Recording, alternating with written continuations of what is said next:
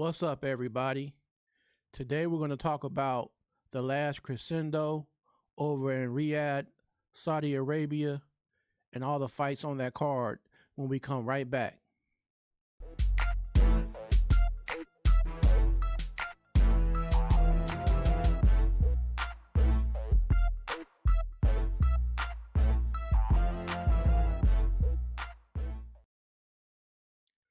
Welcome to another episode of Ring Walk Boxing Podcast. I am Bean, and today we're going to get it jumping off and talk about that brilliant card that Turki Al-Sheikh and his constituents put together for this beautiful card in this year of 2025. You had a lot of heavy hitters on this card last night, and it was very much pleasing to my eyesight and some fellow people that were watching the fight along with me. And a few decisions that were controversial, one or two, but then some matches were clear cut. You couldn't deny it because a person went down and never got back up, or if they got up, the fight was waved off. So you had a little bit of everything last night. So what I want to talk about is the Shakur Stevenson fight first. You kind of saw what you expect out of Shakur Stevenson. And unfortunately, he's been under scrutiny from people who are used to the old school way of fighting, where you have a lot of just straight toe to toe, and they like to see fighters in a phone booth, so to speak. They like to see them locked in real tight, just swinging as hard as they can. No type of scientific fundamentals, no type of technique, just like a blood sport, basically. Well, Shakur Stevenson, he's cut differently. He's much like the Muhammad Ali of heavyweights, but he's a much smaller fighter at 135. But he's a lot like the Muhammad Ali, a lot like the Money Mayweather version of Floyd Mayweather, the second coming. And just a little bit like Bud Crawford, without that extra spark to me. But he's very, very good at what he does. He's very, very smart. So I can take nothing away from him. He's not everybody's cup of tea because people have labeled him a boring fighter. But being that I like boxing at the level that I do, and I'm a boxing purist, I can appreciate what Shakur brings to the table. Are there more exciting fighters than him? Sure. Tank is more exciting because you get to see a knockout reel in almost every fight that he does. But we have to realize boxing's not all about knockouts. Boxing is not all about sure brute strength or power. And somebody made a good point on FB earlier as he told me about Paulie Malignaggi from New York. He beat a lot of heavy punchers in his time, although himself, he didn't have much power, but he had all the other intangibles needed to beat these guys. Ring IQ, speed, decent footwork, but like I said, he lacked the knockout power that somebody like Tank may have, or Pretty Boy Floyd had. He's like much like Usyk. He's not necessarily a knockout puncher in heavyweight, but he has all the other skills. So he was able to beat the likes of Anthony Joshua twice. He beat Tyson Fury twice. He beat Derek Chisora. He beat Chaz Witherspoon. He beat Daniel Dubois. And speaking of Daniel Dubois, unfortunately, he didn't make this card this past weekend because Uh, Allegedly, he was sick, along with somebody else on that same card, Floyd Schofield. You had two guys who were ill and couldn't fight their opponents. So the reason Shakur Stevenson ended up fighting Josh Padley of UK was he was the replacement fighter for Floyd Schofield, who I haven't heard any updates on as far as what it was that made him sick or what the doctors uh, found out. So hopefully we get an update this week on what actually happened pertaining to Floyd Schofield. Now with the Daniel Dubois situation, his situation was a little more fishy because I'm not saying this as a fact, but I'm going to put it out there just so you can kind of connect the dots or give your input. Well, for the longest, Daniel Dubois has always wanted a rematch versus Alexander Usyk. Now, Dubois was scheduled to fight Joseph Parker. Last minute, Dubois it was said that he was ill. Now, certain people were saying, this is just in the boxing world, that somebody's theory could have been that they thought, well, maybe Frank Warren and them really wanted the fight more so with Usyk, and they thought it was more important, and they thought that maybe Joseph Parker would have been a banana peel. So they decided to make it seem like Dubois was ill. They wouldn't have to fight Parker, but then here soon he could be fighting Usyk for all the belts, since Daniel Dubois is a champion, and Usyk holds the belts as well. So I don't know what you would think on that situation, but I don't know. More of this will hopefully start to develop on what really happened in that situation. But being that Dubois wasn't able to be present to fight, his replacement was none other than Martin Bakole out of Congo, Africa. So as a late replacement, it was roughly 48 hours prior to the fight day. He's flying from Congo to Saudi Arabia. Now, Martin Bakole was said to have not been in training, although he had a fight in May for F.A. Ajagba. I was told he wasn't starting his camp to fight F.A. Ajagba yet. So he came in out of shape at like 315 pounds versus Joseph Parker. So round one, they have a good round one. They both throwing some decent shots. Bakole is trying to walk down Joseph Parker. He's tagging Joseph Parker to the body, mixing it up some. He's very physical and a big guy. But holding his ground, Joseph Parker is throwing some fire back. So it's kind of a back and forth first round. Very similar in the second round, round two. So Parker's going at him, and Bacole's coming back with some more. Like the first minute of that second round. Around that second, hey, what's up, my guy?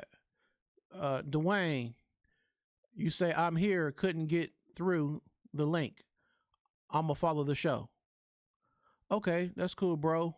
I appreciate your support. Scoob, what's up?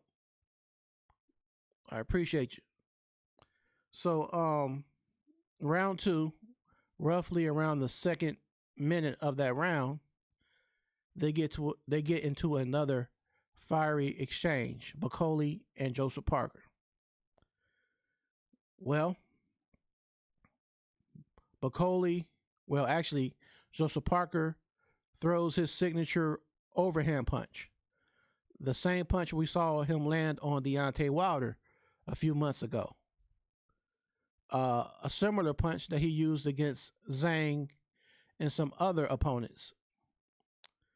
So Joseph Parker throws his overhand, and as he's releasing the punch, Bacoli's almost charging in somewhat. And as he's charging in, he kind of leans in forward and brings his head down a little bit. Well, as he does that, the punch caught him right on the crown of his head, right on top of his head here, in this little area here. And that shook his equilibrium, and you saw him do what we call the funky chicken. He was kind of like going all over the place like he was drunk or something. And he stumbled back. And like I say, he's a real big guy, so the bigger they are, the harder they fall. That's what you saw. That old cliche is what you saw last night with Martin Bacoli. Now, to be fair, there's many people saying that Martin Bacoli wasn't his best self because he didn't have a lot of time to be in preparation for the level he was fighting, Joseph Parker. In the same aspect, though, he was there. He was willing to take on the fight on a short notice. And for the 5 minutes that it lasted, he got a lot of money. He got a good payday from that. So we must keep in mind, even though it's boxing, it's also a business. So he made a good payday for the 5 minutes that he lasted in that ring.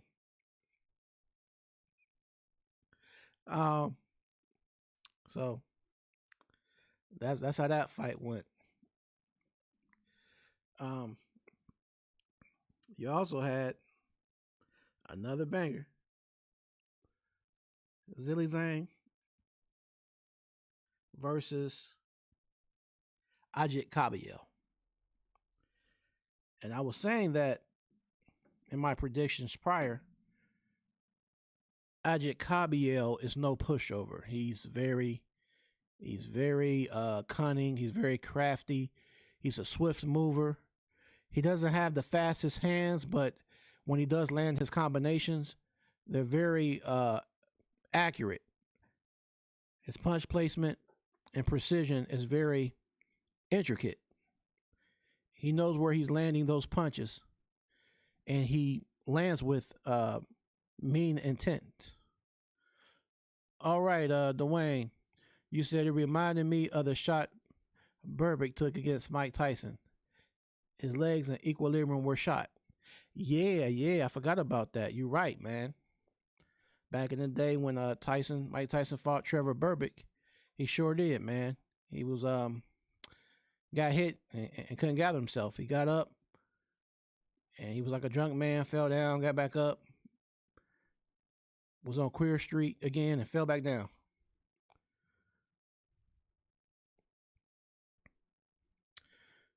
You say, Dwayne, he took the fight on 2 days. He wasn't in shape, but Coley and Patley really stepped up big time. Yeah, man, he took the fight, as you said, on short notice, but so did Patley. But out of the two, Patley's performance was a lot better than the performance of Martin Bacoli. And they both had a short notice. Patley was dropped with a couple of nice body shots and kept getting back up. I think he was dropped a total of 3 or 4 times by Shakur Stevenson. So for him to be a replacement, he did pretty good in that fight. All right, Dwayne, you say that was a good fight. You had Zhang winning, but the pressure and body punching was too much for the aging Zhang. Oh yeah, most definitely, bro. It's like and even like with Zhang, he has a lot of power. He's a big dude and he's southpaw. So he eventually in round five, I believe that was round five, where he caught Ajikabia with that left and dropped him. Um, it was an unexpected punch. You know what I'm saying? I don't think Caballero expected that, but it sure did floor him. But he got back up, you know what I'm saying, and shook it off and got back in the middle of that ring to fight. And just as soon as he could get back in his rhythm, he was working the body of the much bigger Martin, the much bigger, not Martin Bacoli, the much bigger Zilly Zhang. And it started taking its toll. I knew it would. I figured it would. And as we saw a few rounds after that fifth round, Zhang hits the floor on one knee from a body shot. Ajit Caballero, I figured would work to his body and use it to his advantage as he implemented over this weekend. Because if we rewind back, you remember that he fought the much bigger Magmadov, and how did he drop him? Body shots. He was zone in on his body and break down the much bigger Magmadov. He used that same recipe over this weekend when it came to Zilly Zhang and dropped him 2 or 3 times with all with body shots. And you can see the expression on Zilly Zhang's face when he hit the canvas on the knee. It was like, game over, y'all. Game over. So I mean, Zilly Zhang did good though. I mean, I can't remember exactly what year he started as a pro, but Zilly Zhang is like 41 years old. So for a professional boxer, 41, it's time to get ready to retire. Your best years are behind you. You can see that conditioning is an issue at that age. His engine, he seems to be gassed in round 3 and round 4. So it's best for him to go ahead and just hang up the gloves. Maybe he can do training. He can train other boxers. And being that he's coming out of Asia, and there's not a lot of Asian heavyweights, maybe he can reach out and scout some more talent over in Asia, some younger talent, and bring them to the forefront. So we'll see what the future holds for Zilly Zhang. But I would think that retirement should be in the best interest right now because, like I said, he's age 41.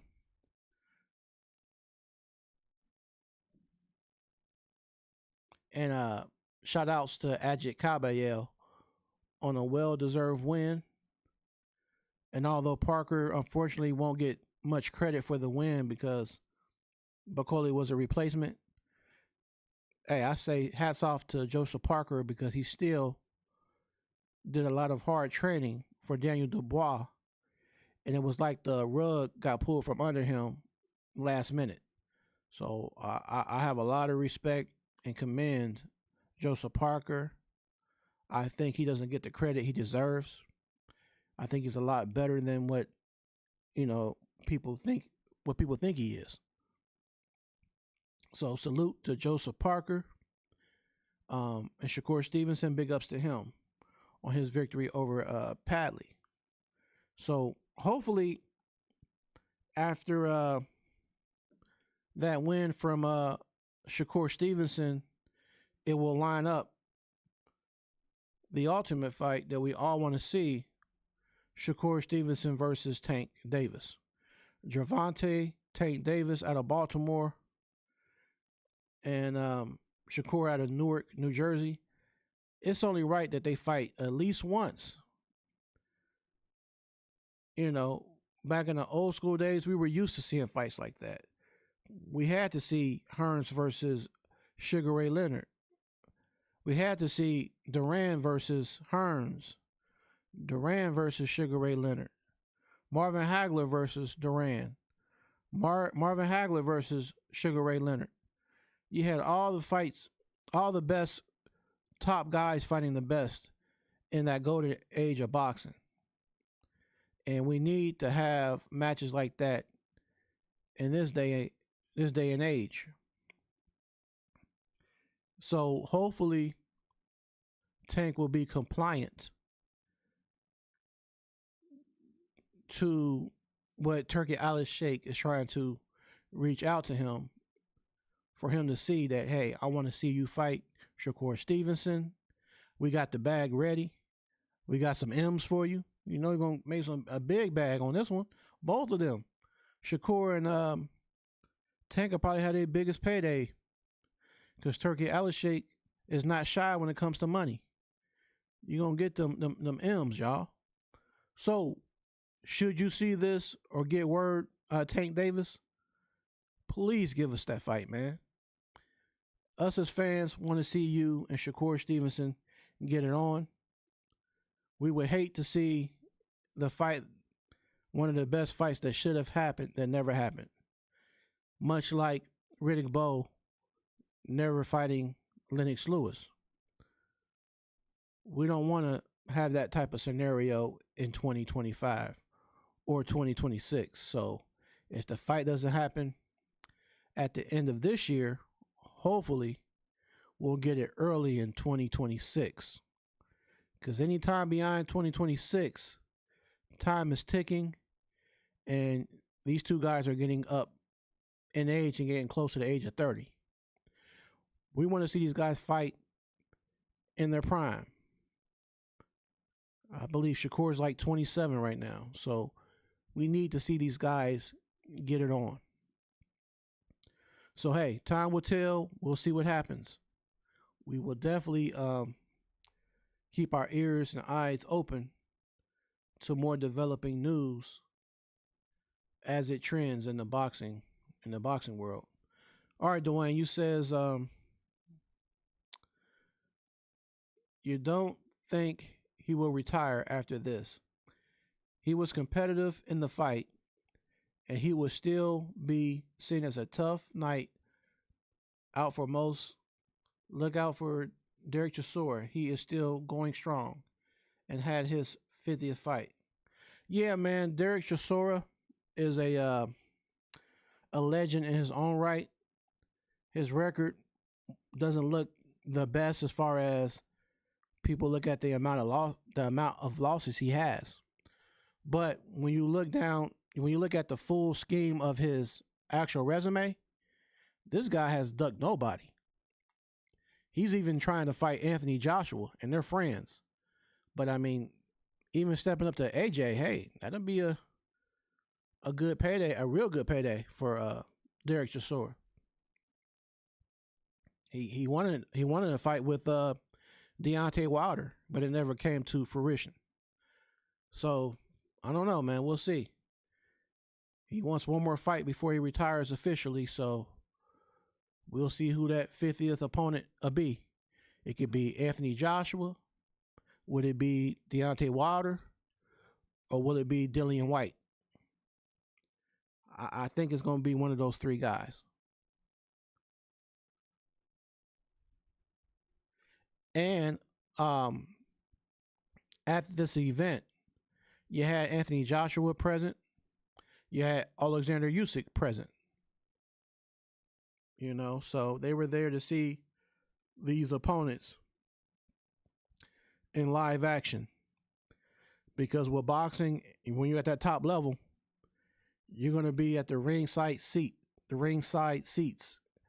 Because you might be the next one they're asking to fight somebody in that ring next. So you want to see what your opponent did that night. So you know, okay, I'm going to definitely have to film study this fight and break it down. So if I have to fight this guy, I know what to expect. All right, the one you say you would like the fight, AJ should accept the fight. I mean, it's cool, don't get me wrong, because Derek is very much a Braveheart He's the guy over there in UK, and AJ is as well. But AJ is always under scrutiny anyway, just because to me people just want to hate on this man. He has his share of losses, and many boxers do.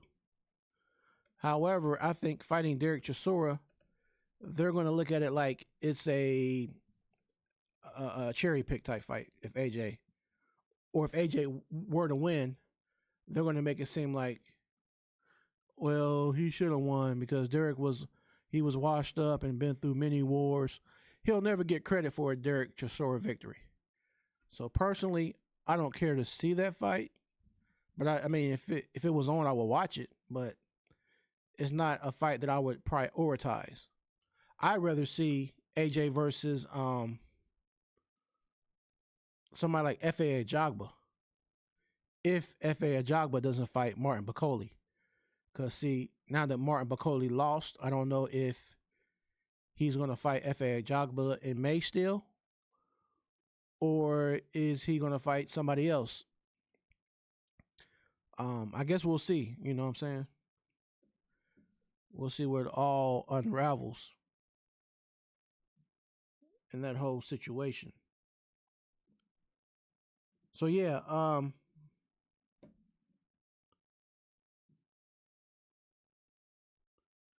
the main event of the night was the rematch. BIVOL versus BETERBIEV. So we're going to recap that. All right, so they gave us every bit of what I expected for them to bring. Each guy brought to the table all their weapons. But it's like the first fight was a razor thin decision, like where BETERBIEV edged the fight. But then you had the controversy that me and a lot of other people felt BIVOL won the first fight. But it was so tight that you kind of could say it could have been a draw, or it could have been 7 rounds one guy, 5 rounds the other guy, or if it was in reverse, it could be 5 rounds this guy, 7 rounds this guy. So it's kind of like the same scenario in the second fight. But to me, in my opinion, in my strong opinion, is that round 12, and I'm going to watch the fight again, but round 12, the final round, to me was an even round. I didn't see BETERBIEV or BIVOL outshine one or the other. I kind of saw it straight down the middle. Both guys dishing out a little something while the other one returns fire. You know, you throw 3 punches at me, I'll throw 3 back at you. Maybe 2 of them land and the third gets blocked or whatever, and vice versa. It was kind of like a back and forth situation. But the first 2 rounds, to me, BIVOL won. But then in the mid rounds, BETERBIEV had a lot of success. He seemed to get BIVOL in trouble a few times in those mid rounds. So like I said, I would have to watch the fight a second time to get another assessment on it, because when fights are that tight, a fight like that, you got to watch 2 or 3 times over to really be like, okay, let me break this down round by round. But from my eye test this weekend, it was a close fight and it could have went either way. But this time, the decision went in favor of BIVOL. And I couldn't be mad at that decision. If it was a draw, I couldn't be mad at that decision either. So these 2 guys right here are a good pair to see in that ring. This is their second fight, and where it is, they'll be having a trilogy, a third fight. So maybe in the third fight, somebody does something that they didn't do in the first 2 fights, or it could be another close third fight. You know, I thought that maybe BIVOL would turn it up just a notch, or that BETERBIEV would turn it up just a notch, but pretty much they both had their moments, and it was kind of like a seesaw. You know, Maybe BIVOL wins 2 rounds. BETERBIEV wins 2 rounds. Now it's even. Then it goes back and forth. BIVOL, BETERBIEV, or BETERBIEV, BIVOL, so on and so forth. So it's kind of very hard to judge these type of fights.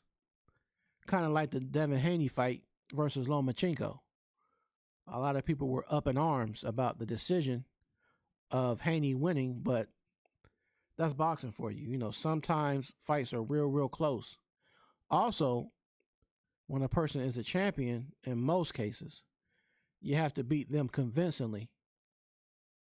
And now I see in boxing in this era more than I've seen in the past is if you're a boxer like BIVOL, you're more of a boxer, and the other guy's more of an aggressor and pressing forward.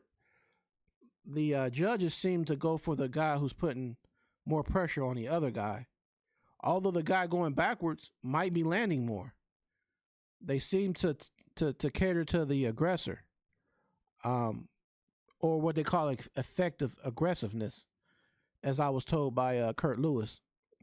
That's the term he used, effective aggressiveness. So shout outs to Kurt Lewis out of Chi-Town, Chicago. All right, so Dwayne, you say AJ needs a confidence builder in his next fight. After he lost the way he did, Joshua, in my opinion, doesn't need any dangerous fights to see where he is mentally. You make a good point. Man. So, yeah. So maybe a Derek Chisora confidence builder for him to see where he's at. That might be the perfect fight to kind of see, you know, if he still has some type of fire in him. Because if he loses against Derek Chisora, personally, I'm an AJ fan, but I would have to say, AJ, if you lose against Derek Chisora, hey, man, I think just boxing, you should be a commentator or maybe train some fighters or something like that, because I can't see to where AJ can lose against somebody like Derek Chisora, especially after Fury beating Chisora convincingly 3 times. So AJ would have to beat Chisora, because if he lost or even got dropped by Chisora, it would be a bad look. A real bad look.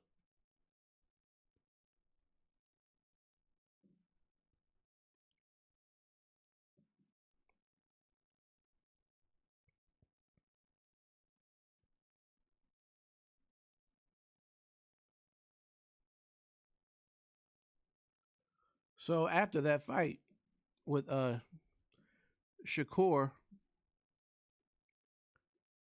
after the fight with Shakur Stevenson, I believe he went on Twitter or some platform, but I believe it was Twitter. And he had to respond back to Tank Davis. I believe Tank Davis was the first one who took to Twitter and took shots at Shakur Stevenson, pretty much saying his performance, I'm paraphrasing, but saying that his performance was not a good performance in other terms, in other words. And Shakur just replied back with, hey, you got you a fight coming up with Lamont Roach Jr., and he might check your chin. So that was their back and forth right there. And when there was an interviewer at the end of Shakur's fight, and Shakur Stevenson said, hey, I feel that Tank Davis won't beat, he may win against Roach Jr., but it won't be an easy victory. He said Roach should make, he's going to make Tank work. So I'm looking to see how their styles mesh with Lamont Roach Jr. I've seen some highlights, but I haven't actually followed his career like I have followed the career of Tank Davis. But based on the highlights, he has nice speed, decent movement, decent power. Um, Maybe power similar to that of Frank Martin, maybe. So he has enough power to keep you honest and make you respect his punching power. But we know with Tank Davis, his style, he'll take a lot of risk of being hit, but he's also calculating a way to set up a trap. It's like a spider web. He's trying to trap you in that spider web, and once he gets you in that net, he's coming in for his prey. And that's Tank Davis, y'all. He's a very, very dangerous puncher, but there's a method to his madness. And also, if you go back to my last episode when I interviewed Meech Gotti, he was saying that if you look at Tank, you can put together his style to an extent. He sets a lot of traps up. He tests the waters a lot. He does certain stuff to his opponents, and he'll do that same cycle in a few rounds again. And most of his opponents don't. So we're going to see if Lamont Roach can break the code of Tank Davis. Does he have enough experience? Has he done enough? Has he done enough film study and educated himself on some of the slick ways and some of the traps and angles of Tank Davis? And I saw Tank's workout, and he looked very ferocious on those pads. Very ferocious. A lot of power, a lot of speed, a lot of velocity behind his punch. So I guess the question you must ask yourself, or you want to ask yourself, is this: will Lamont Roach be able to handle that type of power from Tank? Whether it's a shot to the body or a shot upstairs. I guess in the same aspect, one must ask themselves, will Tank Davis take the power of Lamont Roach Jr.? It goes both ways. Boxing is like a give and take type of situation. You dish it out, but can you take it? That's the question. And that's kind of the question people were asking about the up and coming young Moses Ntuma. There's been a lot of talk about this fighter under Frank Warren, a very young talent. But Charles Martin said, hey, we see him deliver. We see all these knockout reels. We see all these opponents he's getting the best of. But if I step in there with him, I have a full camp. I'm going to make him work. I'm going to put the pressure on him. So we'll see if that fight even happens. Will Moses Ntuma fight Charles Martin next? If you had to come up with a couple opponents' names, who would you like to see Moses Ntuma fight next? I wouldn't mind Charles Martin. I wouldn't mind Big Baby Anderson. Seeing him fight Moses Ntuma. So there's some good options out there for the up and coming young prospect, Moses Ntuma.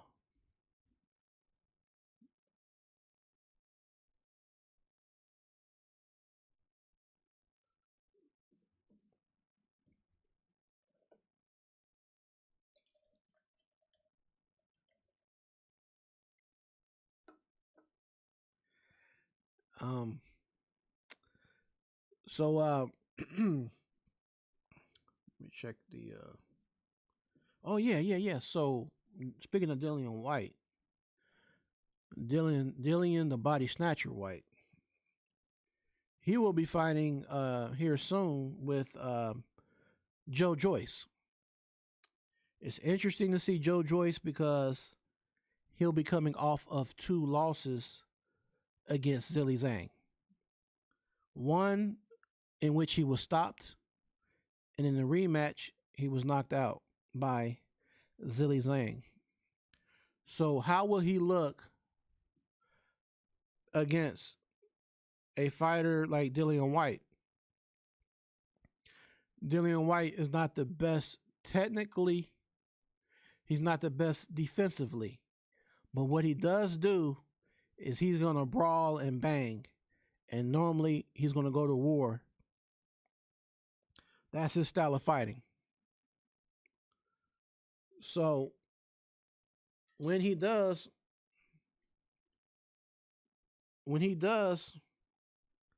get in there with Joe Joyce,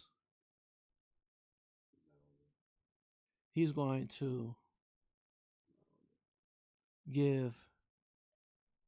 give him all that he has.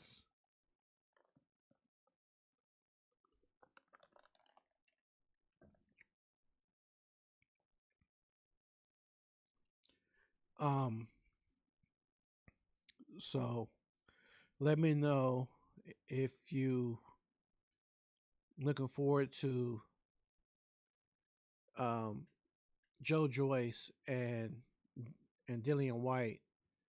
Would what would be your prediction if they were to well, when they do eventually fight? What is your prediction with those two guys? Do you see a knockout, or do you see it going to the scorecards in that match?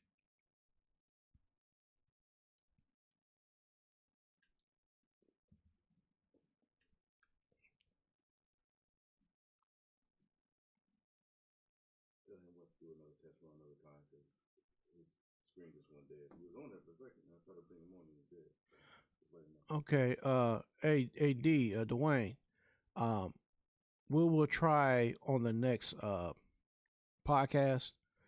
So if you can, just keep rocking with me in the chat because we can't get it to work.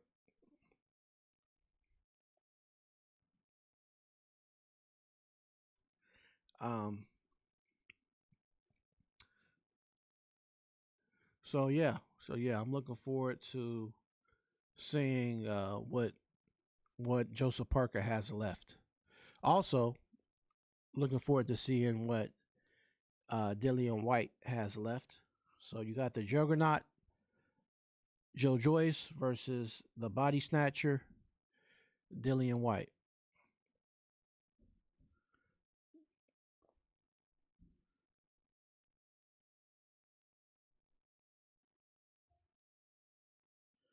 Um,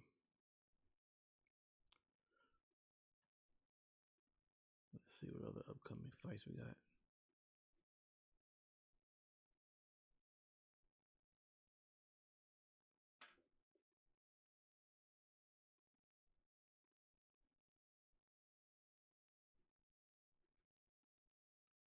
Oh, also in circulation. Um, if you know been following maybe Clarissa Shields or her FB page or IG and stuff like that or Twitter, she had released a statement recently that she doesn't even smoke. Mary Jane, in other words, marijuana, isn't something that she consumes. Well, there was rumors that somebody was putting out there trying to make her look bad with marijuana. And even if that was the case, I mean, hypothetically speaking, it's not an enhancer. It doesn't make you perform. It don't make you perform better like a steroid or performance enhancing drug. If anything, it's going to make you more relaxed. Or people use it to make them want to eat a little bit more if they can't really eat. Some people do marijuana to help them be able to get their hunger, uh, to get their hunger situation taken care of.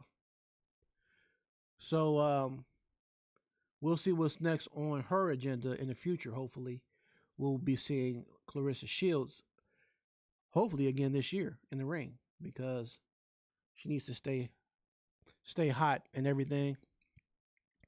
Because one thing about it in boxing, you don't want a long layoff. You don't want these 1 year and 18 months layoff of a fight.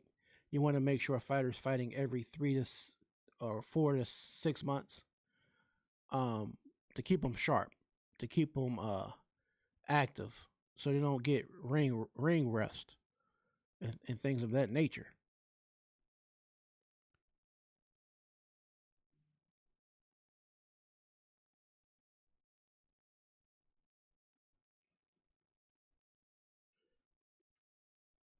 Now, at one point, we heard about Charlo, the Charlo twin fighting, but I'm not sure if it's still going to happen or not. There was videos of him training, but I'm just not so sure if it's still going to happen because he has some issues coming up. So that fight might have been postponed or canceled. So we'll just be looking forward to seeing what Jermell Charlo is going to do. I would love to see the Charlo brothers back in that ring. I would like to see Caleb Plant. Shout out to Caleb Plant, a throwback fighter. I would love to see him in the ring. Because much like Joseph Parker, Caleb Plant is a throwback fighter. He doesn't duck anyone. He will fight anyone. And I commend those type of fighters because they are the crowd pleasers and they are not cherry picking their opponents. They're not picking and choosing. Um also I haven't heard a solid date as of yet, but together we'll all try to keep our eyes open and ears open on the Canelo versus Crawford developments. Because I had a thing a while back that was talking about Turkey Al-Sheikh talking to Canelo, and I think it was like a 4 or 5 fight deal, and that Terrence Crawford was like the second or third opponent that they wanted Canelo to fight. So we're going to see, if that fight happens, it's going to be a huge payday for Canelo, who's one of the highest paid boxers of this era.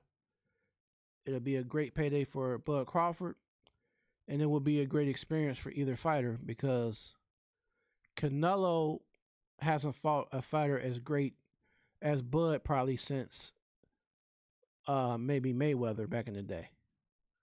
I think that Bud would probably be his best opponent, skill wise, skill for skill. But with Canelo, the issue is he has such a good chin. He's very durable. He's been doing this for a long time. Now, what may help Bud as well is the fact that he's a switch hitter. And what I mean by that, he can fight orthodox, right power hand, or vice versa. He can fight left power hand. So being that he can switch hit his position, he can maybe throw off Canelo in that fight. He's faster, of course, than Canelo. There will be those stinging punches versus Canelo's more thudding punches. And Canelo is naturally the weight that he is, and Bud Crawford will have to gain weight, and hopefully his power will acclimate to the new weight that he has to move up to, 1 or 2 weight classes to fight Canelo. If the power doesn't acclimate, a lot of times that opponent you're fighting, when you're hitting them, they're going to be walking you down and walking through your punches. So hopefully the punches that Bud hits Canelo with, if they are to fight in the future, they will be enough to make Canelo respect his punching power. But if that is to happen, only time will tell when those two guys step in that ring. All right, Dwayne, you say you heard about Clarissa Shields thing too bad. It's a bad look, but it's also because of Papoose. But I hope it works out for her. Yeah, I think it'll work out for her, man. I think she's always been she could be a little blunt sometimes, and she could be a little bit what people would consider over the top sometimes. But if you look at her background, or if you watched her movie and learn more about her, you kind of can see why her mindset is the way it is to an extent. Um, and yeah, hey man, she's worked hard for everything she's ever had. Um, can you hear me?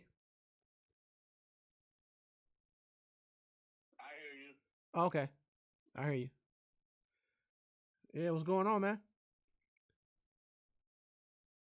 Doing all right? I'm good. How are you? I'm doing all right, man. I'm doing pretty good actually. Yep. It's great. Yeah, man. Well, it took me a little while to get here, but Yeah. I'm here. For sure, man. And I'm happy to have you here. It's always good to have you here. Please, I appreciate you guys. I really do, man. Thanks for always showing me the love, man.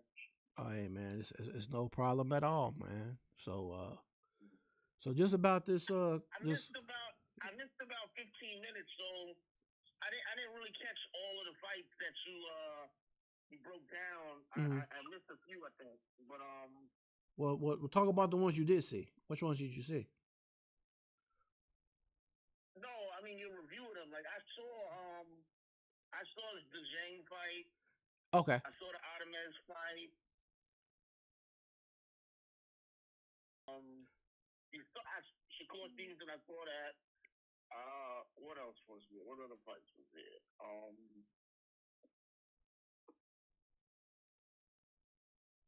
What other? Hey, 1 second, brother. Hey, ladies and gentlemen, I just want to let you know we have Liston Boxing in the house right now. All right, go ahead, bro. Thank you. Oh, you're welcome. I can't even think of the other fights on the card right now. Okay, so you had Zhang and Caballero. What was your assessment on that? What was your assessment on that? Well, I gave predictions for all of the fights, but I had Zhang winning that. Oh, you did. Okay, okay. What round did you have? Zhang would have been able to deal with the, Caballero's pressure, and but Caballero fought a really good fight. Yes. He's very, he's not your average pressure fighter. He's actually smart. Yeah, he is. He's very smart. Very smart. You get these pressure fighters that, they believe in staying in your chest all fight long, but what he does is he hits you with very meaningful shots. He doesn't really load up and waste a lot of time, wasting, punches just to throw stuff and hopefully hit you somewhere. His stuff is meaningful shots that they wear these guys out over the course of a 12-round fight. He wears them down. And when he gets you against those ropes, he does very good work on the ropes. He steps away. He doesn't take a lot of shots himself. Very deceptive. Certain styles you'll say, well, these guys get hit too much, but he's an example of you can actually have a style and not get hit too much or master that style. So I like him. I do. I do too, man. I really like Ajit Kabiel. When I saw him break down Magmadov, I knew like, okay, this guy, he's gonna shake up some things here because he's that person that nobody really like. Purists might know about him, but a lot of people don't know about him, or they don't recognize, that he's very talented, like he is. Um, I wonder who will be his next opponent, man, because he's nice, man. Well, sky is the limit. Yeah. guys that could throw. They could throw at him. But yeah, he just needs to keep working on his craft and keep improving. And also, something, like you were talking about Yang earlier, like Yang being older. See, you have that you got that wisdom and stuff in the ring, and you know how to adjust to certain styles, but it's also very difficult as you're getting older to take shots. That's why, it's tough. Like when he's taking those body shots, being like in your 40s, taking body shots like that, that's not an easy thing at all. That's true, man. For sure, man. You wait on, round after round of that, you start getting broke down really easy. Oh yeah. And he's soft around the stomach anyway. Right. Yeah, man. That was a vulnerable area, man. That's what you gotta do with some guys. Some guys they have very good chin. They have very good chin resistance and all that. But a lot of times people overlook their body. That hey, if you go to a guy's body enough, you can slow him down or break him down slowly. Keep chopping the wood. And that's what Caballero does, man. A classic example of that is like Miguel Cotto, one of my favorite fighters, when he fought Margarito that first time. All he did was keep trying to hit Margarito with headshots. And Cotto was known for his left hook at that time to the stomach. Never threw the left hook to the body. Never hit Margarito to the body. Margarito kept walking him down. He's using his legs a lot. And I'm thinking, like, where's the body shot? Like, you start hitting somebody with body shots, it's gonna slow their movement. It's gonna make them, they're gonna be cautious about coming in. And if you don't do that, and they could take a good headshot, you're in for a long night. Oh, absolutely, man. And wasn't Margarito the one that like had that plaster of Paris scandal, like some Right. loaded gloves back in the day? Yeah. Yeah, loaded gloves way back in the day. I'll never forget that, man. Yeah. Yeah, boxing has So a. I hated him for that. Mhm. Yeah. He was very. He fought Paul Williams too. I didn't get to see the Paul Williams because I know everybody wanted Paul Williams to fight Floyd Mayweather. That's the one that everybody wanted to see. Yeah, Paul Williams was campaigning at all the different weight classes at the time. And just wanted to fight anybody. And Floyd wouldn't have fought Paul Williams. Oh yeah, you don't think so? No. Not a knock against Floyd, but no, Paul Williams would have been a dangerous fight for Floyd, I think. Not saying Floyd couldn't have beat him. I'm not saying that either, but Floyd is, it's got to be a lot on the line. Right. To want to take a fight like that. Oh, for sure, man. Yeah, Floyd ain't gonna really. Yeah, it has to be like you said, a lot on the line. For him. I mean, even Sergio Martinez was around at that time, and Floyd didn't want to deal with him. That would have been a nice fight too, but yeah, I don't see it, but. Now, did you see that one? Because last week I covered. Did you see Keyshawn Davis versus Bourboncheck? I did. Oh man, what do you think about his performance, man? Keyshawn Davis. Body punches again. Yeah. Yes, sir. Yep. And it was that left. It was that same left that did it the first time. It was the same left he did to end the fight. That because Bourboncheck's a southpaw. He hurt him a few times to the body, and then you start to see that he's starting to really have difficulty with these punches. Like these are very well placed body shots, and he couldn't deal with them. There's no shame in that either, Right, right, right. One of the things like I respected about like fighters like James Toney and even Ali, like James Toney, like everybody always talks about how bad his shape was, the condition he's in and stuff. But what James Toney would do is basically opposed to, running and doing road work and stuff like that, he would stay gym ready. He believed in doing like hundreds of rounds in the gym opposed to, running miles and doing traditional training tactics and stuff like that. So he's always ready. So he knows how to fight when he's dead tired.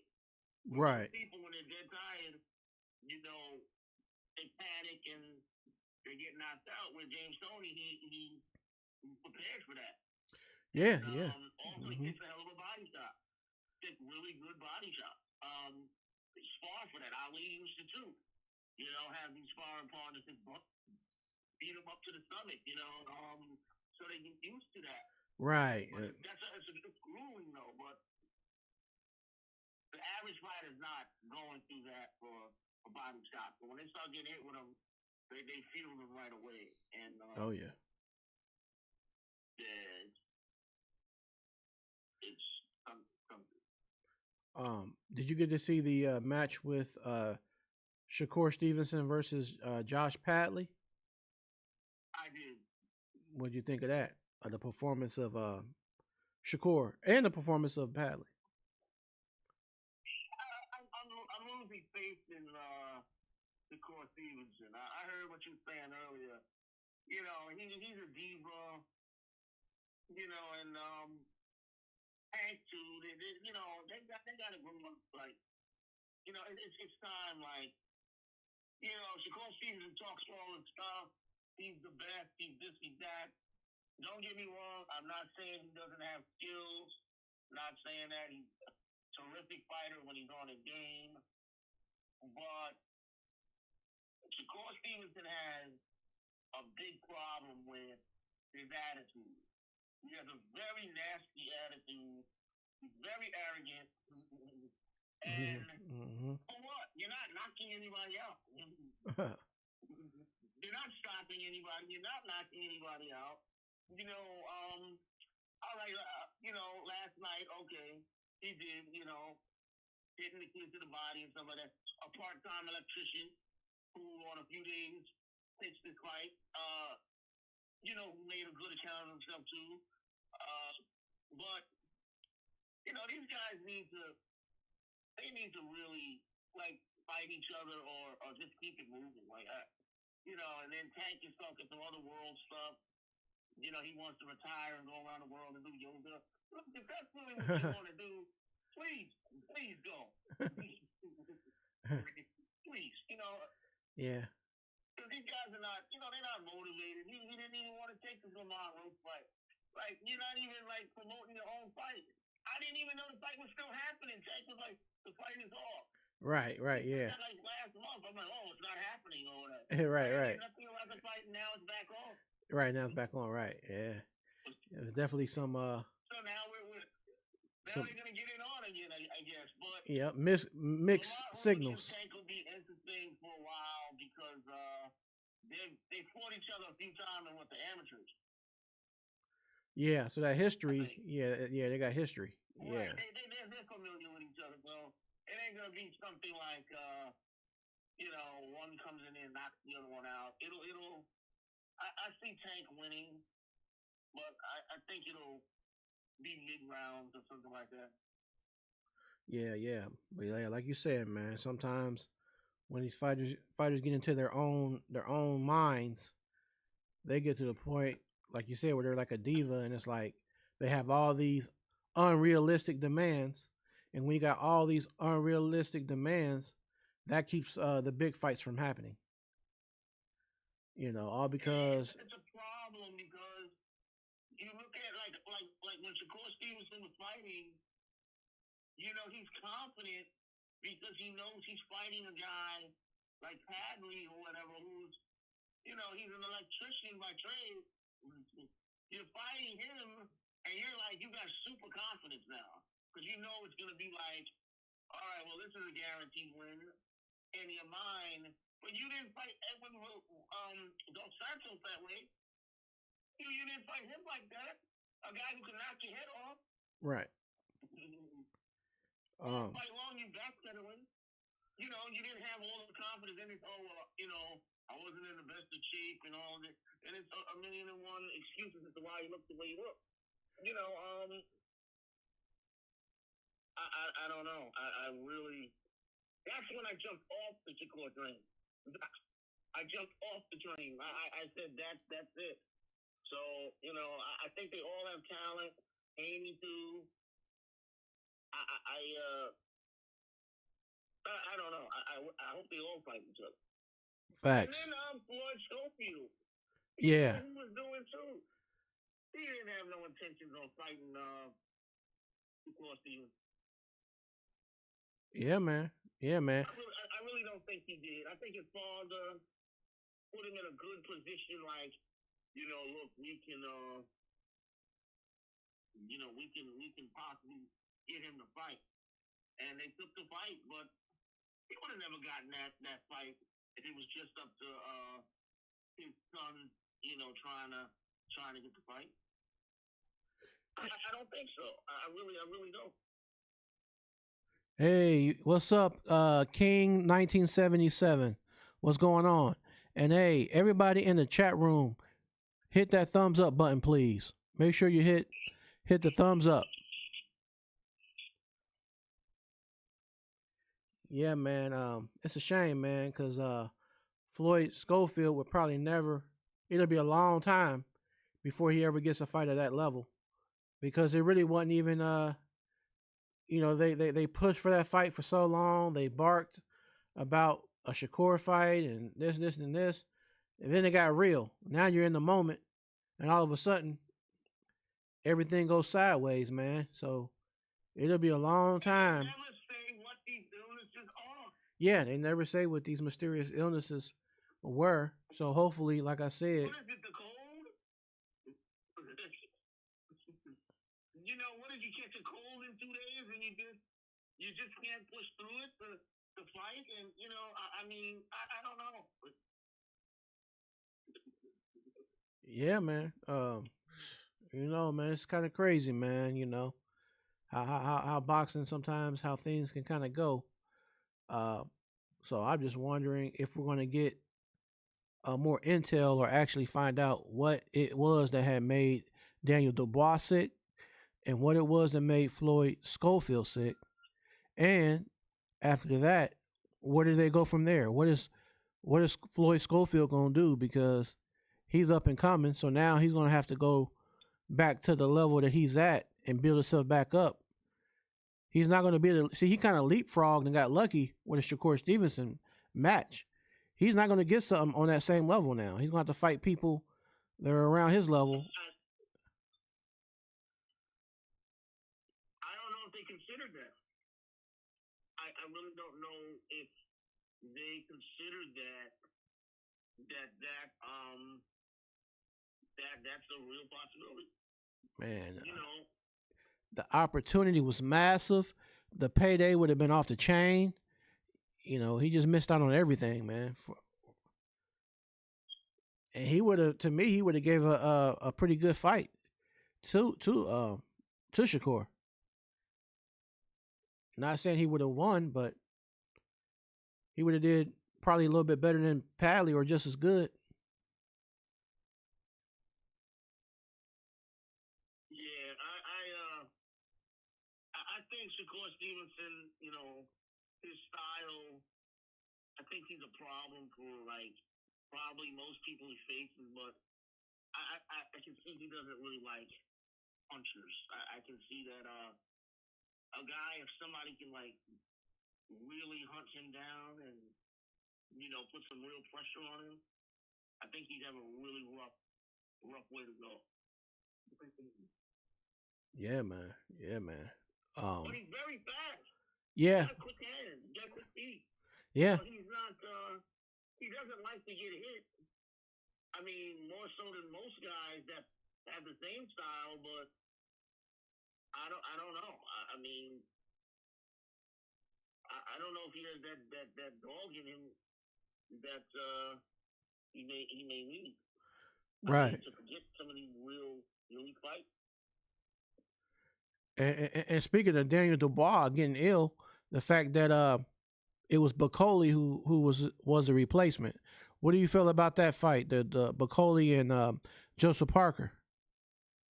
That whole crazy scenario. What do you feel about that though? The results and how it happened. You could tell that Bacoli wasn't in the best of shape. You know, nobody really wanted to take a fight. You know, and people were looking forward to being it and being the co-main. So somebody's got to step in. Bacoli did that. Yeah, he brought up. He got paid a very nice sum. You know, and kudos to him for that. But I think he gave what he could give, considering the shape he's in.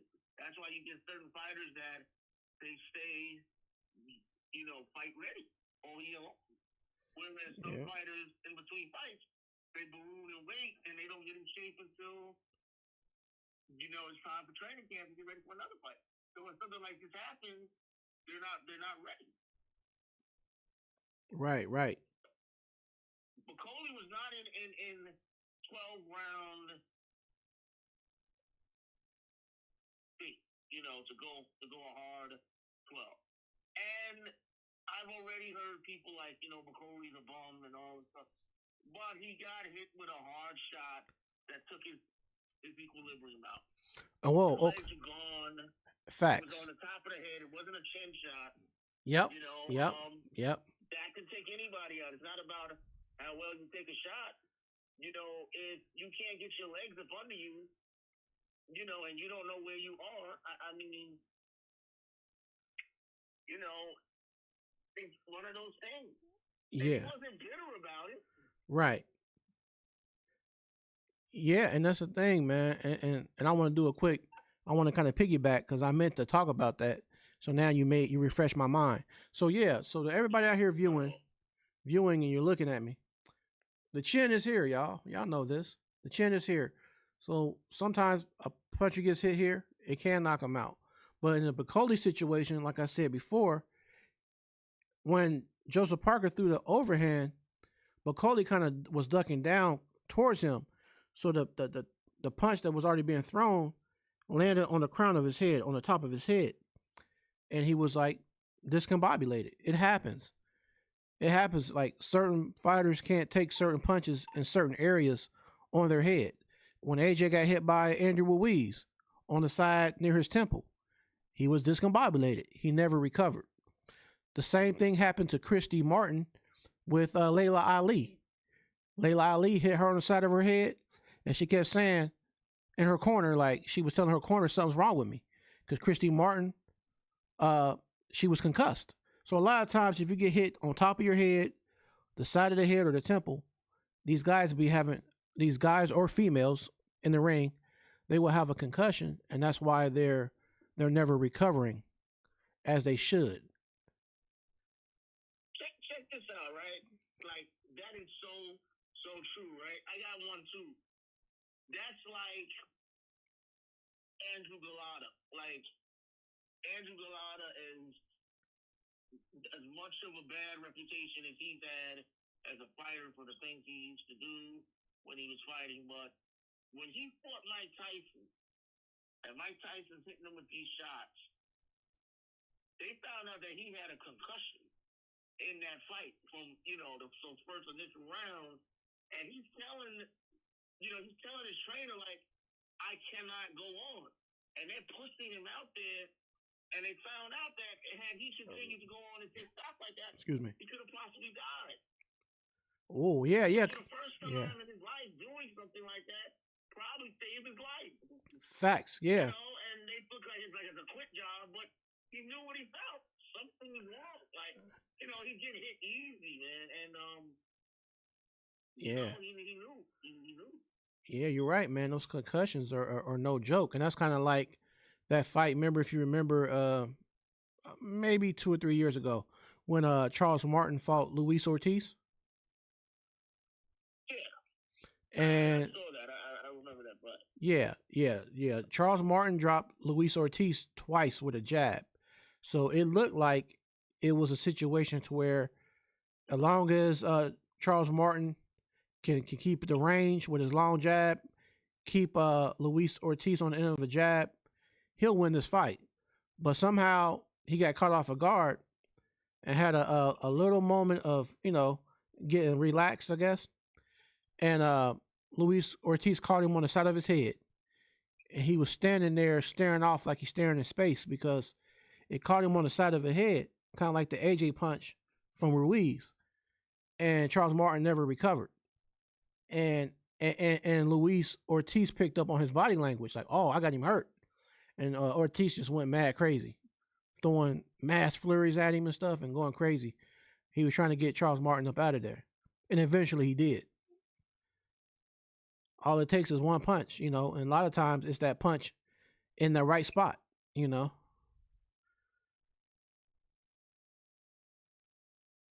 Yeah.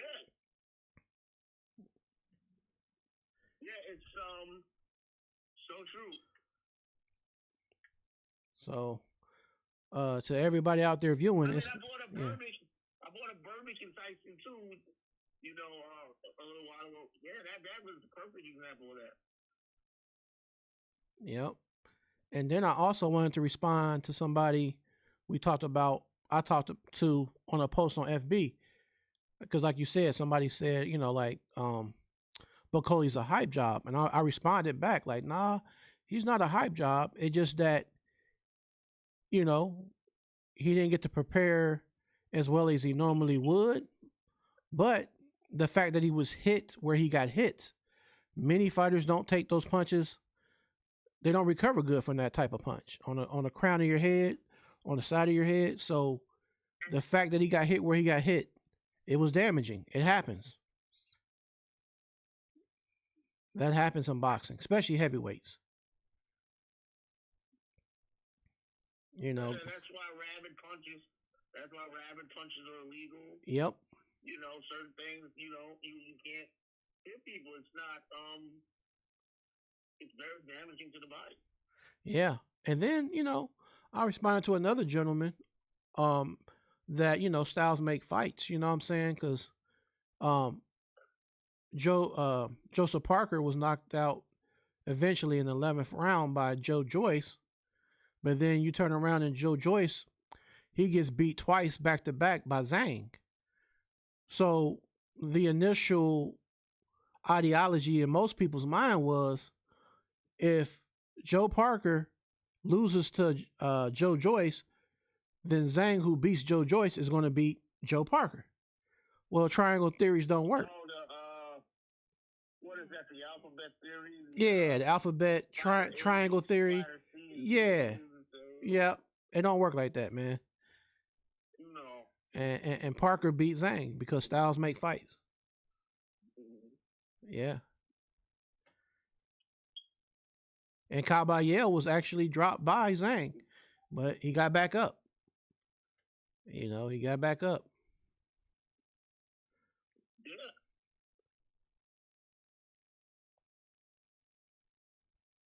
That shows. I mean, one thing I say, when you get cards like that,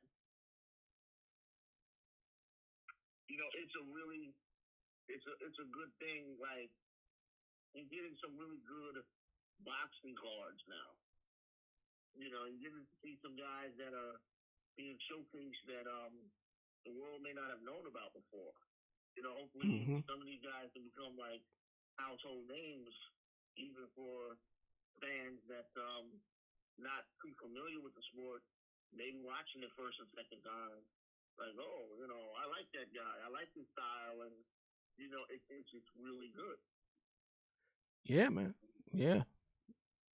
Yeah, man. This whole thing with boxing and being in Saudi Arabia, and it's it's a good thing. Overall, it's a good thing. Oh yeah, man. And I mean, and he wants to. Turkey Alashake said he wants to get back to the USA or back over here to the states and host fights again over here. Probably some more over in UK. So he's willing to kind of move around. You know what I'm saying? Which is a good thing. He's not staying in a putting all his eggs in one basket. He's kind of shuffling around a little bit. That's a great thing too. Smart businessman, you know, smart businessman. I would love a Super Six tournament.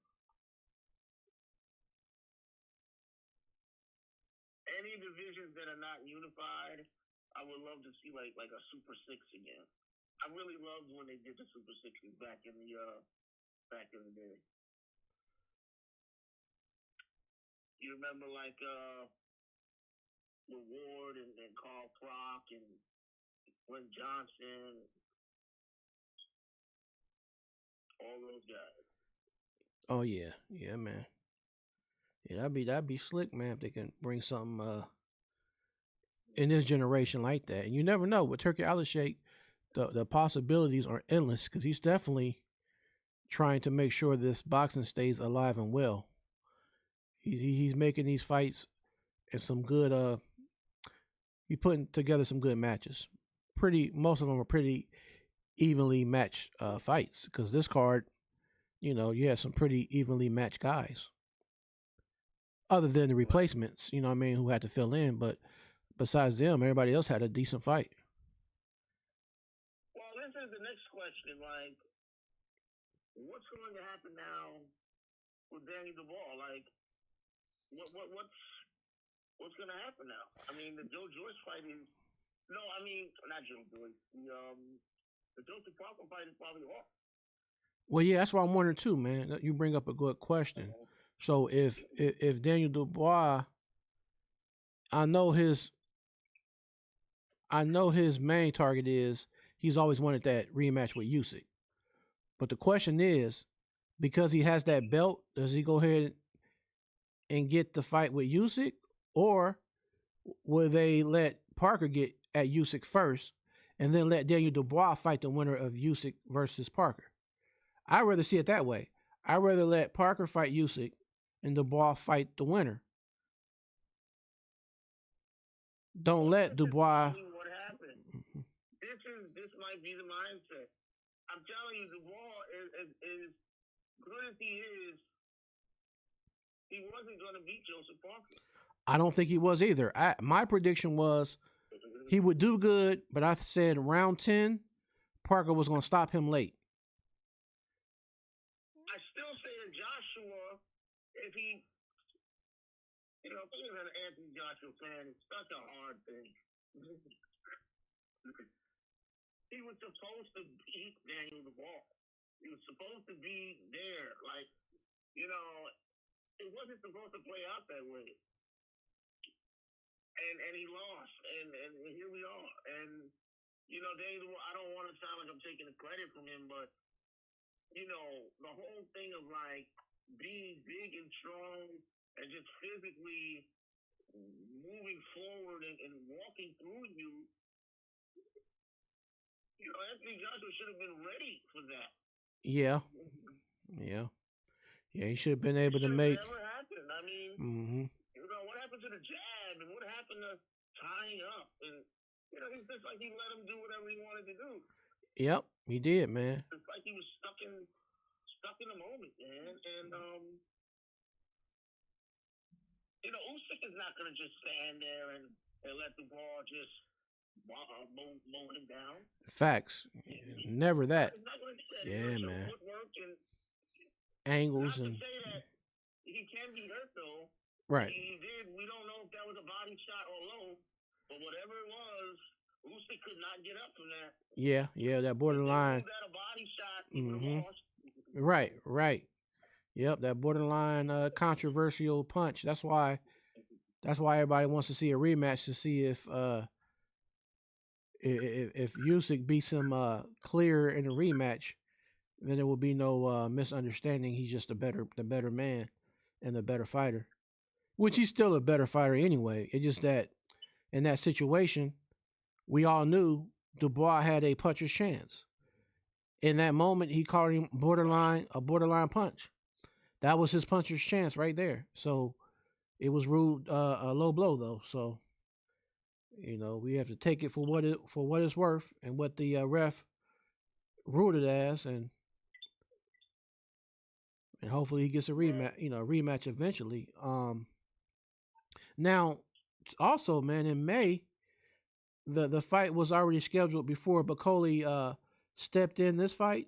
He was scheduled to fight F.A. Ajagba in May. I wonder if the F.A. Ajagba fight is still on the floor, or if they're going to have to push it back, or does it? I'm wondering if it still goes on in May,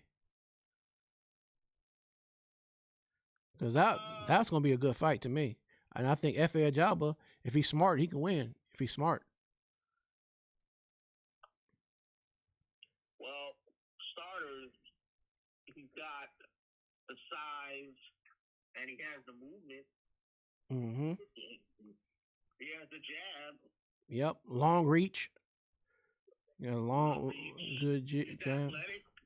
Yep. Hey, he has some pop on his shots. He can be a big puncher too. But how much pressure would he be able to withstand?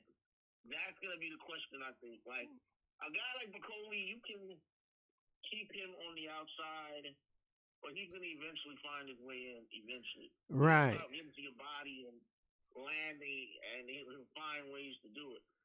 But I don't know. Maybe Jagba could hit him with something to make him really respect him. Yeah, respect his power. Yeah, and he has respectable power anyway. F.A. Ajagba, he can hit, so I think he can make possibly he can make Bakoli respect his power, and also Bakoli is like Zhang kind of. They big guys, but their midsection looks somewhat vulnerable. So I think that F.A. Ajagba should work on the body of Bakoli. I think if you work on the body enough, he can slowly start to break him down. Check this out too, right? This is something very interesting as well. A fighter's mindset. All right? How are you going to deal with being knocked out? Mm-hmm. Yeah. See, there's the psychology that goes with that. Certain fighters don't come back well from that. Right. Now this was a bad knockout. There were no real follow-up. There were no follow-up punches. It was. Right. I don't think it was all that bad of a knockout. It was more of an equilibrium shot than anything, but he'll be carrying that. I don't know. Maybe he'll be carrying that into his next fight, whoever he fights. But it wasn't something like some shots where he's like getting hit against the ropes and just taking a bunch of unanswered shots where it's really bad. So hopefully for him, he comes back strong, but that'll be interesting. And Jagba and Bakoli. Mark Bakoli. And then they're lining up a match with Dillian White versus Joe Joyce. Yeah, I think that's going to be in April, if I'm not mistaken. Well, Dillian White looked finished to me a few fights ago, but against that Tete guy. Yeah. But we will see. I don't know. Like Joe Joyce's height might give him some problems. Yeah. But I think how do you see it? I feel like this. Joe Joyce chin might have lost some resistance after the Zhang fights, so it might be a chance that he could take advantage of that. You know what I'm saying? So if he can take advantage of that fact, he can have the he can hurt uh, Joyce. But I think that Joe Joyce, what he would need to do is take a page from Anthony Joshua, Povetkin, and Fury, and develop a mean uppercut. Because we all know that for some reason, Dylan White has a good chin, but the uppercuts are his kryptonite. He could take a jab, he could take a hook, but something about an uppercut, Dylan White just can't withstand it. I don't know what it is about the uppercut, bro. No, that was Povetkin, right? But yeah, Povetkin was the recent one. Well, no, Povetkin was second. Fury was the third person to knock him out with an uppercut. AJ was number AJ was first. All three times uppercuts.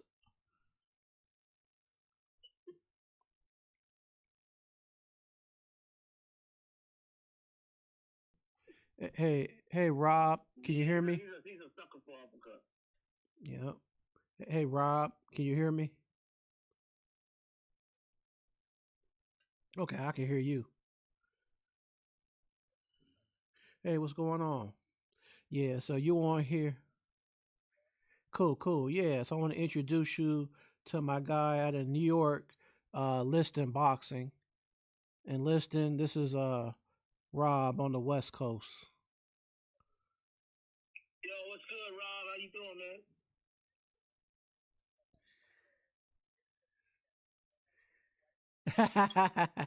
Oh, okay.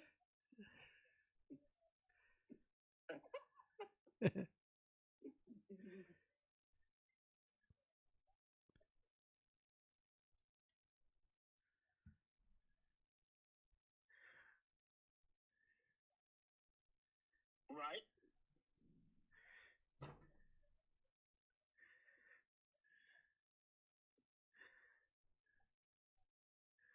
Yep. Joshua caught him.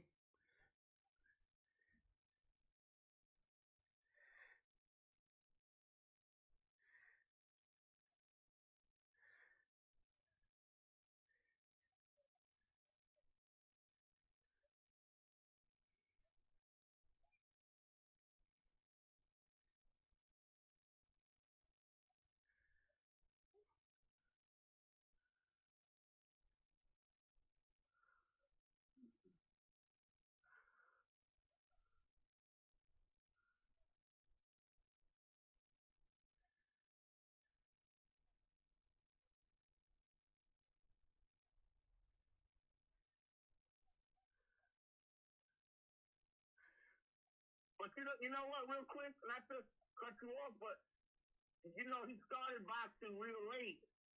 And you know, he just like caught on to everything. So he don't have like the best boxing skills, but you know, for what he does know, he's turned into a decent fighter. I agree with everything he's saying.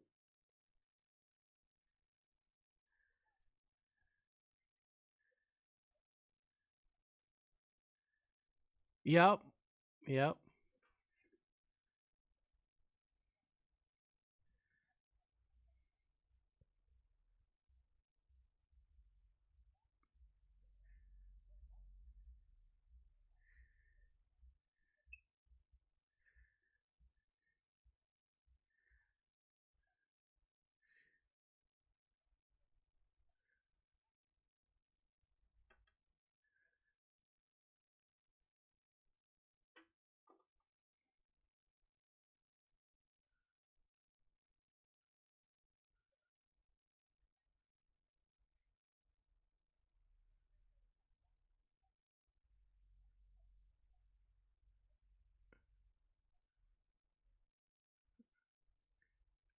And there never was. Yeah.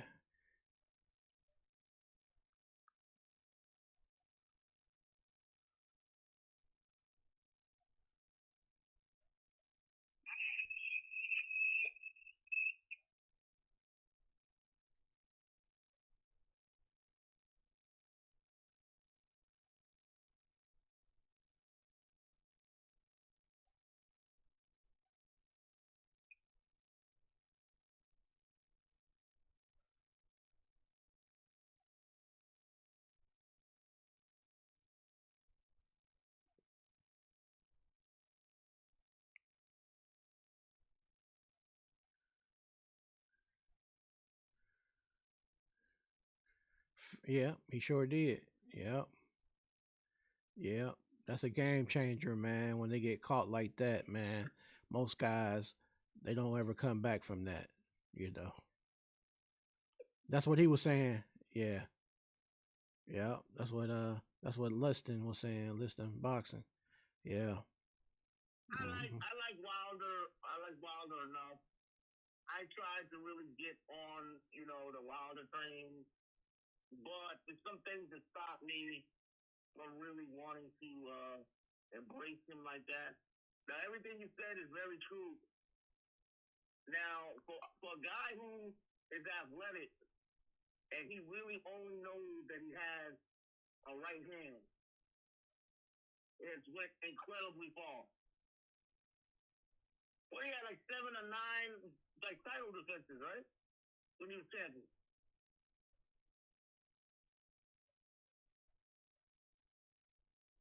Okay, oh, see, that, that's incredible.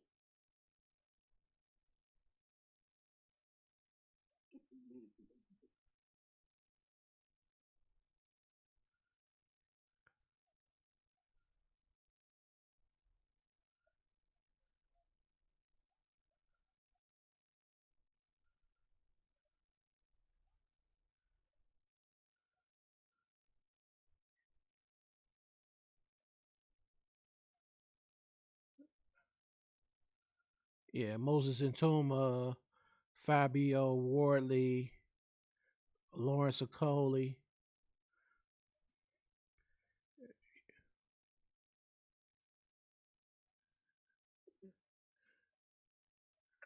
You know the crazy thing, and he wants to rematch. Jared Anderson wants to rematch. Yeah.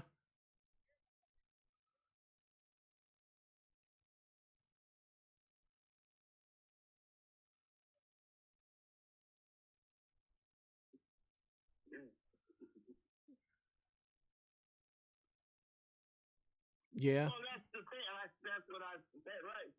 Taking something like this on 2 days' notice is not. Your body's not going to be ready to be taking shots in a full fight.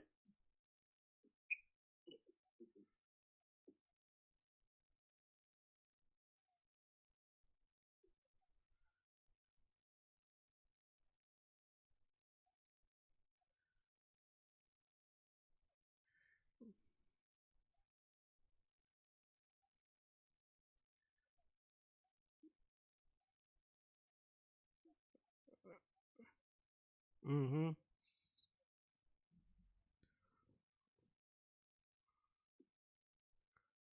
Very good point. Very good point. Yeah. And Paulie Malignaggi, he was able to. Yeah.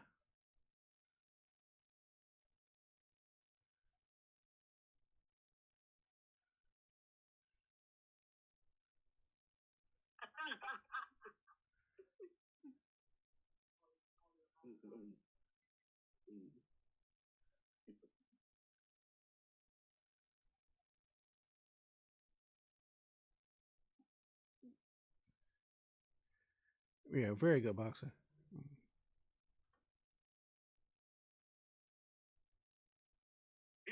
This is something, right? Sweet Pea, was a hell of a boxer. Hmm. And he didn't have a great amount of power.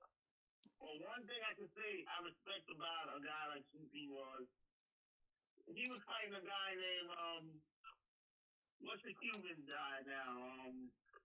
Man, his Ah, name is just on my head. Azuma Nelson. Azuma Nelson. No, no, no. It's Cuban. Hurtado. Giovanni Hurtado. Okay.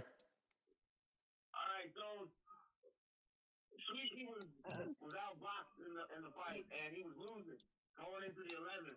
He needed a knockout to win. Everybody who watched EP knows he's not a puncher.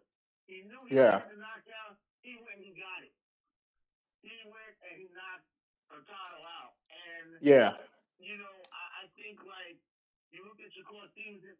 Shakur Stevenson is very arrogant. He just, he's skillful, but I think his attitude holds him back a lot. Okay, explain that. What do you mean in terms of? I mean, like, what do you mean it holds him back? Because a lot of people are not interested in his fights. Mm-hmm. He doesn't roll a lot of shots. He thinks that he's superior to the guys he's fighting. Like even with this fight last night, you're fighting an electrician that, stood up and took the fight, a few days notice. But you have all this confidence, but where was that confidence when you fought Edwin Gaspanto? And you were running for your life all fight long. You wouldn't engage or anything. Right. Okay. It's just like I think it's what you said about Tank. I think Tank beats all of them, honestly. I think Tank beats Shakur. I think he beats Amy. Wow. Well, Okay. Go ahead, Eugene. I want to hear your thoughts on that one. Well, I just want to piggyback kind of off of what both of you said. So, kind of more or less what you had said, Rob. So, I was addressing somebody on FB, right, on a post Yeah. pertaining to Shakur and his style or whatever. So, yeah, everything you just said, you hit the nail on the head. Shakur is very technical. His ring IQ, a lot of intangibles with speed and footwork, combos, slick. He got all that. The only thing he does really lack is the type of power that would make most opponents respect and keep them back. You know what I'm saying? Yeah. But my thing was this: as a boxing purist, like we are, a casual, like you said, they're gonna want to just see a war. They're gonna want to Yeah. see Holyfield, Riddick Bowe, Mm-hmm. Mercer versus Holyfield. They like to see them slugfest. They Yeah. like that. But as a purist, I can respect what Shakur is doing, but in the same aspect, when we was talking about Floyd Mayweather, let's not leave out Pretty Boy Floyd was a Oh different yeah. beast. He was Mm-hmm. putting them guys down with skill and still putting them down. So I think me personally, and others, they probably want to see a person who has a balance of both. Look at Sugar Yeah. Ray Robinson. Look at Bud Crawford. Two technically sound fighters, but they have a killer instinct, and I don't think Shakur has that, or he hasn't presented that to us. Or he hasn't been put in a position to present. Like he needs to, I can say this, and I'm gonna piggyback off what you said. If you get that fight that brings that dog out of him, we might see it. Because he's I don't think he's had to dig that deep to bring it out. Yeah, that could be true. That's a good point. Some So people, yeah. realistically, if he don't fight Tank, do y'all think either y'all think he can get a fight with uh what's that kid name, man? He just fought last week. Keyshawn Davis, or even Lama. Y'all think those fights can happen? I do. Okay. Keyshawn is yeah, he's real good too. I And just want to bring up. Mason too. Oh yeah, he a beast, man. Like see they need to bring him along slowly. They can't rush him, man. Yeah. You don't want to get him They hurt. molding him real nice. They doing a real good Yeah. job. Uh, I just want to say something about the Bevo fight right quick, because I know y'all talked about it already, but here's my 2 cents. What I saw Bevo do yesterday Mhm. is what he didn't do in the second half of the first fight. He faded real bad, uh, coming down the stretch, and Bevo was able to tee off on him. And this one, he seemed to find another gear in that second half, and he was tattooing, and he was fighting off the back foot, but he was tattooing BETERBIEV with no problem, and he wasn't getting tired. BWB was still landing some hard shots on him, but it wasn't like breaking once. It didn't break his rhythm once he found it, and I think that was the difference versus the first fight. He was just trying to figure it out rounds 1 through 3, and I think he gassed out a little bit. And to move like that, Hey guys, I'm gonna be right back. Keep going. all right, to move like that, man, you got to be in supreme shape because Sharice and what's the other guy name, man?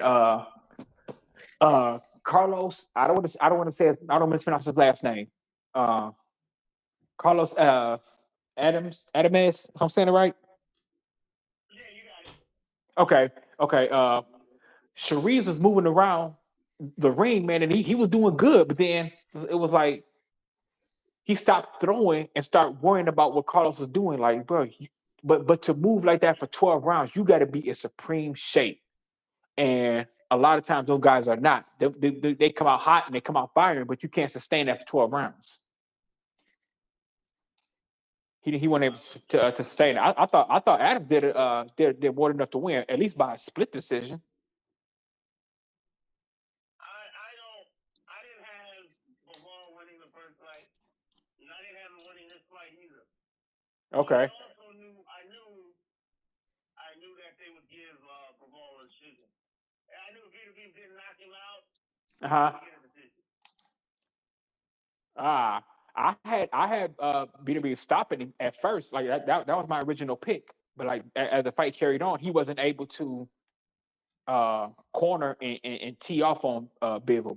BIVOL did a beautiful job in boxing and moving. I had Bivol losing the first 4 rounds easy. Really? He was fighting on the back foot all fight long. Mm-hmm. But there's this new phenomenon with boxing fans. You can just throw flurries of punches. Sugar Ray Leonard is like, if he's back in modern form, man, try to steal rounds, man. It's the way it goes. Right. Did it against Hagler. He said, in fact, he. Yeah, but Bivol, I don't think he won, but very tough. He's very tough, very durable, and the fact that he's able to take all of those shots, not go down, you got to give him credit for that. Yeah, you have to. I mean, the body shots that he was getting hit with, he was taking them. And BETERBIEV was getting tired at times too. Yeah. There were times where like he just wasn't throwing anything. He just was standing there, and then here goes Bivol throwing combinations, and it looks good. When you're on TV, you're looking at it, even if all the stuff isn't landing, like, wow, look at that. Yeah. So, I guess we got to get ready for a third fight now. Yeah.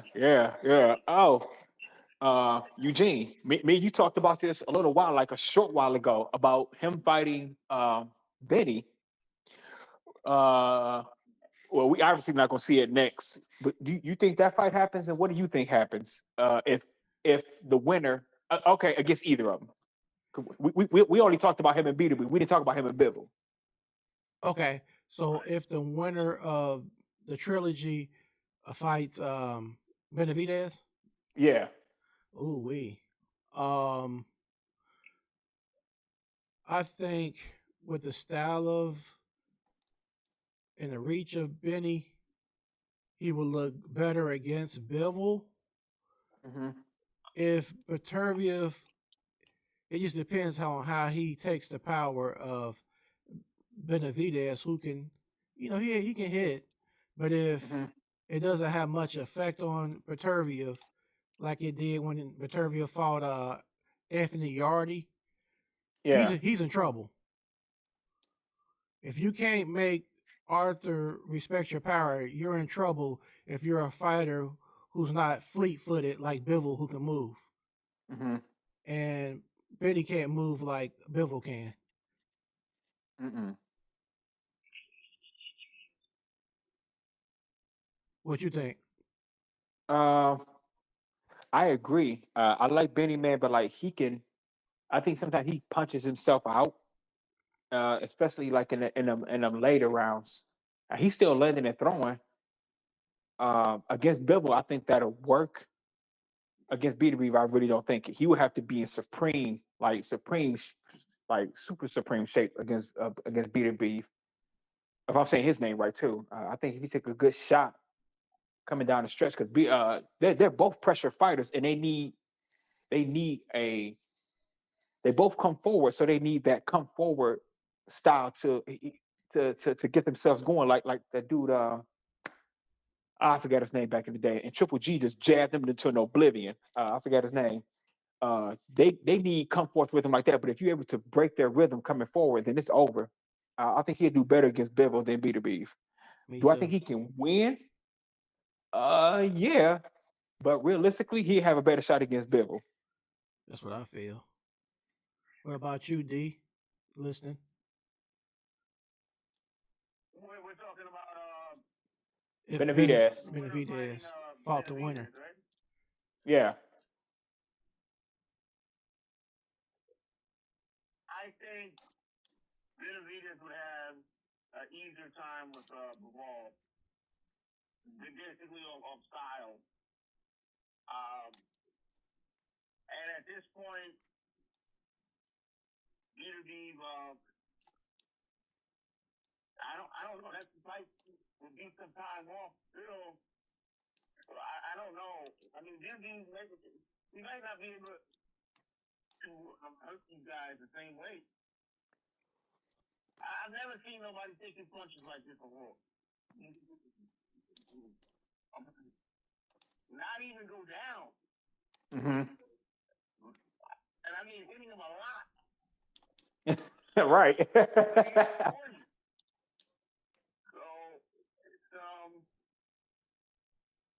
I think Benavidez would probably have to be favored at that point. Both. Mhm. Both fight. Oh, listen, I heard you. I kind of came in late because I was trying to get my camera together. I heard you say something about the Super Six tournament. I like that idea, man, because right now, uh, not so much in the heavyweight division because you got a bunch of names there, man. But like in the lower classes, man, it's like, yo, it's like shredded wheat. Like it's a guy here and then a guy, and then everybody else just kind of falls to the wayside. I would like to see it um, in the welterweight division. Definitely 154 and definitely 160. Yeah, I mean, I think we need to unify all of it, you know? Every Yeah. division. If not, sure, let's do it. Let's get these fighters who don't get no exposure. Let's get them on TV. Let's get their names out there, you know? Yeah. Matter of fact, fellas, not changing the subject, but I want to float this out there before I forget. What do you Oh. guys think about Juwan Ennis and fighting Stadion? Okay, you go ahead. You first, Eugene. It's your show. um, I'm gonna be 100 with you. I know of the name Stanley Jonas. I might have only seen him one or two fights, so I got to do more film study to kind of know what he's going to bring to the table. I've seen Ennis plenty of times get down because I actually follow him. I'm more of a Errol Spence fan when it comes to that division of 154. Um, you know, so I'll have to dig a little, a little deeper on the research tip to figure out how that would go. I've What do you seen him think? in one fight. I don't know all there is to know about him, but from what I've seen, he's pretty good. You Same know, thing for and me. we'll see what type of fight that will be. But And have they heard from Spence lately? Anybody heard any news? Like what's going Nope. on? I heard when the Fundy fight was off. That's the last. I heard it was on, and then it was off, and I didn't hear no more about Spence, like none whatsoever. And I've been digging deep on him, man. He hasn't. I haven't heard anything. That's kind of strange, man. Now back to the recap. I didn't get to ask you, Rob. What do you feel about the Zhang and Caballero?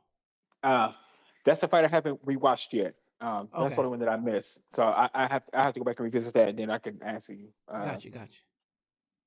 In fact, 'cause I kind of got home a little late. Dude, I even forgot the doggone thing was even on because it started at 11 o'clock, and I was out doing some errands, and I came in and I caught the last fight. But I'm gonna have to rewatch that fight before I answer you on that.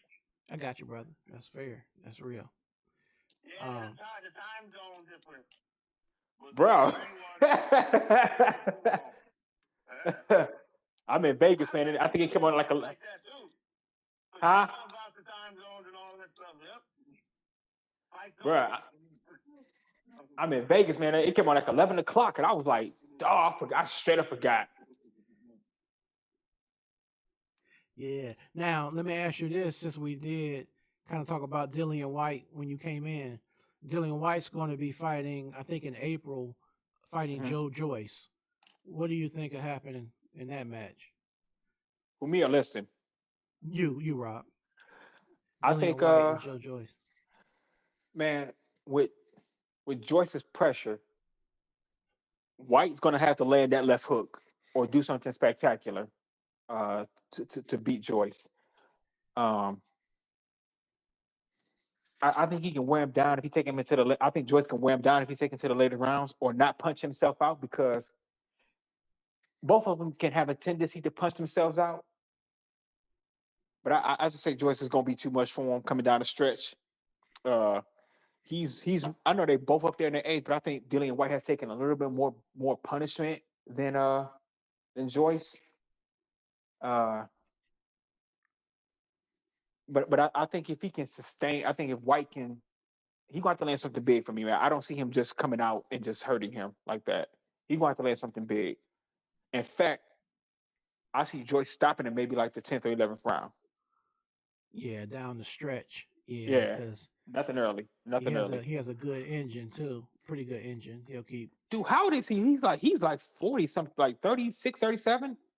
Yeah, I want to say Joyce is around that, and he started, I think, as a pro late, if I'm not mistaken. Yeah, that's crazy, man. A lot of these guys started late as pros. Wilder, like you said earlier, Joe Joyce, Anthony Joshua, all these guys were between 18 and 20 when they became pros, started off. So they've done good, considering that, they came. Yeah, no doubt. I give AJ more credit than any of them because he became champion. He sustained it. Like a lot of fighters, a lot of the boxers today, and even in the 90s that I watched, man, after Holyfield, the titles were being passed around like a crowd surfer at a rock concert. Like nobody wanted to hold on to the title, man. So for in this era, if you get 7 or 8 defenses like AJ had, yo, man, that's saying something. That's doing something big. And I've always say he had the better resume of the three, him and Fury, of Wilder and Fury. I give him that credit. And Wilder had some crazy knockouts along the way. Man, bro, he brought excitement to the heavyweight division. I definitely give him that. I can't say he could have been more, man, but that's my guy. I took him for what he was. I really did. I took him for what he was. So is Fury actually retired, or is he just saying that? If you ask my opinion, he's playing the sideline. You know what I'm saying? At the sideline fence, just probably waiting to see if the bag is going to be right, which it will be if it's going through Turkey Alley Shake. And if the opportunity arises to fight AJ, I can see him acting like he's coming out of a fake retirement. Like, I'm coming back. I'm the Gypsy King. I returned. Oh. Right. Yeah, that's Fury. Who do you think wins that fight if they do it? I think AJ has everything needed to beat him because he has he has he doesn't have Wilder power, but he has power, still thudding power. Yeah.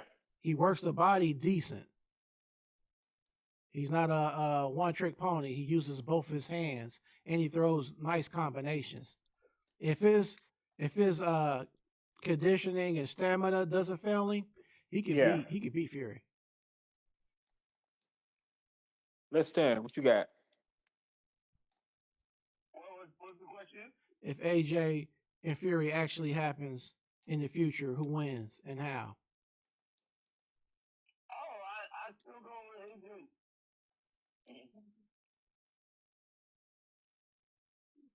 I mean, I'm no Fury fan at all. I think that he's a good fighter, but I think AJ has the tools to beat Fury. Good solid jab, power.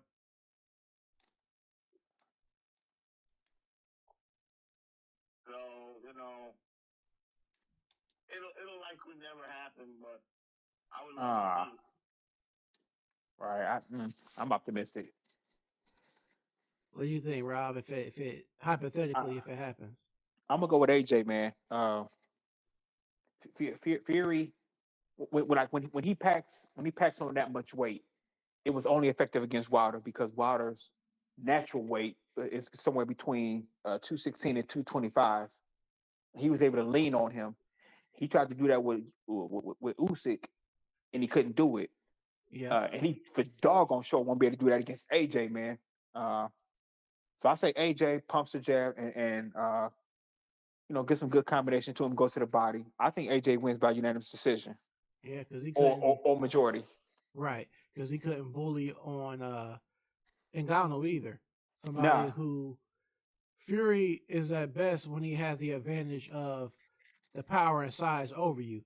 But if you're strong enough and he can't just muscle you and lean on you and do all the extra little small things he does to weaken your legs, he's gonna have problems. Dude, and I straight up believe if Wilder put on 236, and that's not his normal weight. He wouldn't able to do that if Wilder had stronger legs. Or Right. he just didn't let him if he just didn't let him lean on it, man. Yeah, if he but had that's kind movement. of stupid too. Like, why would Wilder come in as big as he did? What was that? The fourth fight they had? The third one, he was 236, bro. No, but what was that? That was the third one. He came in at 230. The third fight. Yeah. That was the third. He came in at 236. That was his career heaviest, wasn't it? Yep. That's crazy, man. Because his frame ain't even made to hold that much weight. Built like that, bro. The last person I see with skinny legs that can hold that much weight was Thomas Hearns. Yeah. For his to be he moved up to middleweight, didn't he? Yeah, he went to light. In fact, he went to cruiser, but as he's going up, he went to light heavyweight. Oh wow! But he was still able to sustain his power and his stance and his ability. But that's the training of Emmanuel Stewart, though. You know what I'm saying? Yeah, Crunk. Yeah, he's right. A bad boy. Yeah. Funny. Tommy Hearns fight is when he fought Dennis Anderson. Okay. What you know about that fight, man? I got it. I got it on video, man. Bro, look, man. First of all, let me apologize to you, G. I know we talked about last night, and I know we talked about No, this, you're good. but man, bruh, they don't know about Wild World of Sports and how fighters used to actually fight for championships on that telecast. I got that fight. I found that fight on YouTube. Bro, oh my God, man, they don't, man, they do not know, bro. Alex Walu, that's where Jim Lampley got his start. They don't know that. They don't know that Holyfield fought Kyle Wee for the light heavyweight championship on there. That was a great fight. They didn't see Mark Breland and Marlon Starling, who don't get enough credit to me, fight on for the WBA in South Carolina. They don't know about that, man. Get out of here. I'm about to hit you with that right now. I'm about to really mess with your head. anybody in here who's a boxing fan, y'all must have that Tuesday night fights DVD collection. Y'all Bro. gotta have that. Oh man, dog. I'm sorry, bro. You just throw me so a loop. I thought I was the only bro. Look, I thought I was the only one. All of the man, see, that's the thing that's missing now. All of those avenues that we had coming up gave boxers a greater platform, and that's how they were able to transition between, because they used to go between that and HBO and Showtime. It wasn't just like everything was on Showtime. They did it on NBC, ABC, even CBS was getting in fights, man. NBC was getting in fights back then, man. They don't have that. And even as it started to come down the apps, they don't have that, man. They don't have that. They don't have that. I saw Mick McCory fight Mike McCallum in Phoenix, Arizona at 154 on Wild World of Sports. I got that on video. Wild World of Sports, what's his name? Oh my God, bro. Terry Norris and John Mugabe. Oh my dog, look. Bro, you just straight threw me for a loop, bro. Oh my God, man. And you straight threw me for a loop, dude. And I lost when, like, okay, I'm from Detroit originally, and it was a bad storm, and my basement flooded a little bit, man. Probably no, a lot. I lost a lot of those fight tapes, man, because they were sitting on the ground in this little box that we had. So I lost a lot of them, man. But a lot of them was sitting up on the top. So I still got a good I still had a good portion, or my father had still a good portion. But man. You know you can order fights though, right? Nah, okay. So the last dude I ordered from, he ended up getting in trouble a little bit because I didn't know he was doing stuff on the side. But now I didn't know you could still order those fights, honestly. Yeah, I used to order fights like all the time, and they come like multiple fights on a DVD. Okay. It's really nice, man. Oh, because somebody stole. I haven't ordered from him in a few years, but site's called BoxingPlays.com. Oh, okay. I'm about to give my my father that because he lost somebody stole his Aaron Pryor what's that dude name? Aguelo. Yeah, so he loaned the fight tape out and he never got it back. He fought Aguelo twice, didn't he? Yep. Man, that was some fire. That was crazy, man. The type of engine he had, the energy in the engine they had, the conditioning they had. That was crazy, man. Man, Eugene, man, like, so just on the whole state of boxing, man. Excuse me, as we transition from like TV to apps, because it looked like ESPN is about to dump Bob Arum. How do you see boxing adjusting, or fans adjusting to not turning on the TV per se, but looking online to get boxers the kind of exposure, man, that could get them a good payday in a big fight? Interesting question. So, what have you heard anything latest about PBC? Was it Amazon Prime? Okay, for the rumors that are floating now is that they're gonna dump BBC in May. Okay, so if that happens, is there a backup plan? Have you heard anything? The Nope. PBC? And again, these are just rumors that I've been hearing because they've been, you know, just never know until actual stuff come out. Right. But I haven't heard anything from PBC, man. The last I heard, Al Heyman was sick because Jamal Charlo was he went live. He was talking to somebody. He was talking to Boo Boo. He was like, "Man, let's do these fights, me and you," because Al Heyman is sick. That's the last I heard of him, and I haven't heard anything else lately. Wow. I did not know that. Hopefully he's okay. Yeah. Hopefully he's okay.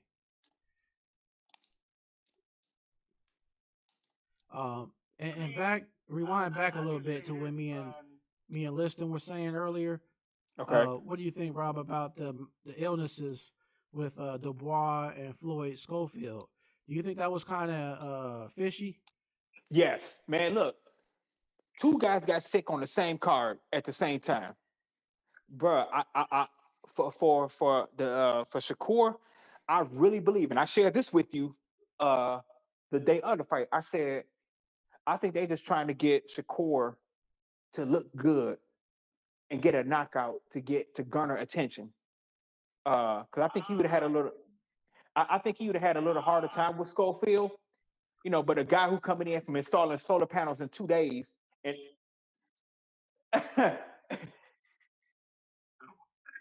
oh, Man, something to that degree, man. like you bring him in there and okay, Shakur, go in there and stop this dude. Because I think he would have been able to. I think had he fought Schofield, it would have gone to the cards. He would have won. But you bring in a guy that you could just beat down, you know what I'm saying, like that. It was fishy, man. Like both of y'all got sick. Nah, nope. I can't rock with that. It's something fishy behind that. And he said Schofield shot back and said that the British board killed the fight, not them. He said he was ready to go. Ain't that crazy listening? I didn't hear him say anything. Why not go on IG and speak on it then? Let your father run his mouth. What he's saying? No, he posted it on Twitter. Church mics now, man. He posted it on Twitter. That's where I saw it. Where he said Twitter? That he said the British board killed the fight, not him. Wow. But it's something fishy to that, man.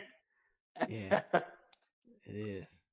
It just ain't. It doesn't add up. You know what I'm saying? Nah, at all.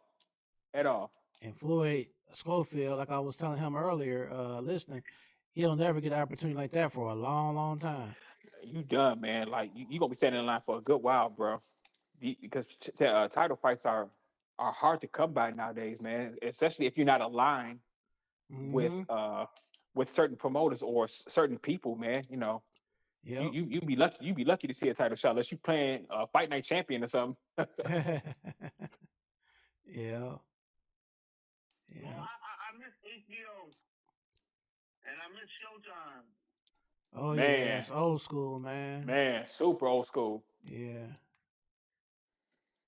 I'm sad they got rid of him, man. Like I said, man. But like from that standpoint, Eugene, fighters going back and forth, you were able to build your audiences on natural TV, and so when you went to fight on HBO, you had a bigger audience, man. It's I think two things. I think that the quality started going down on HBO a lot.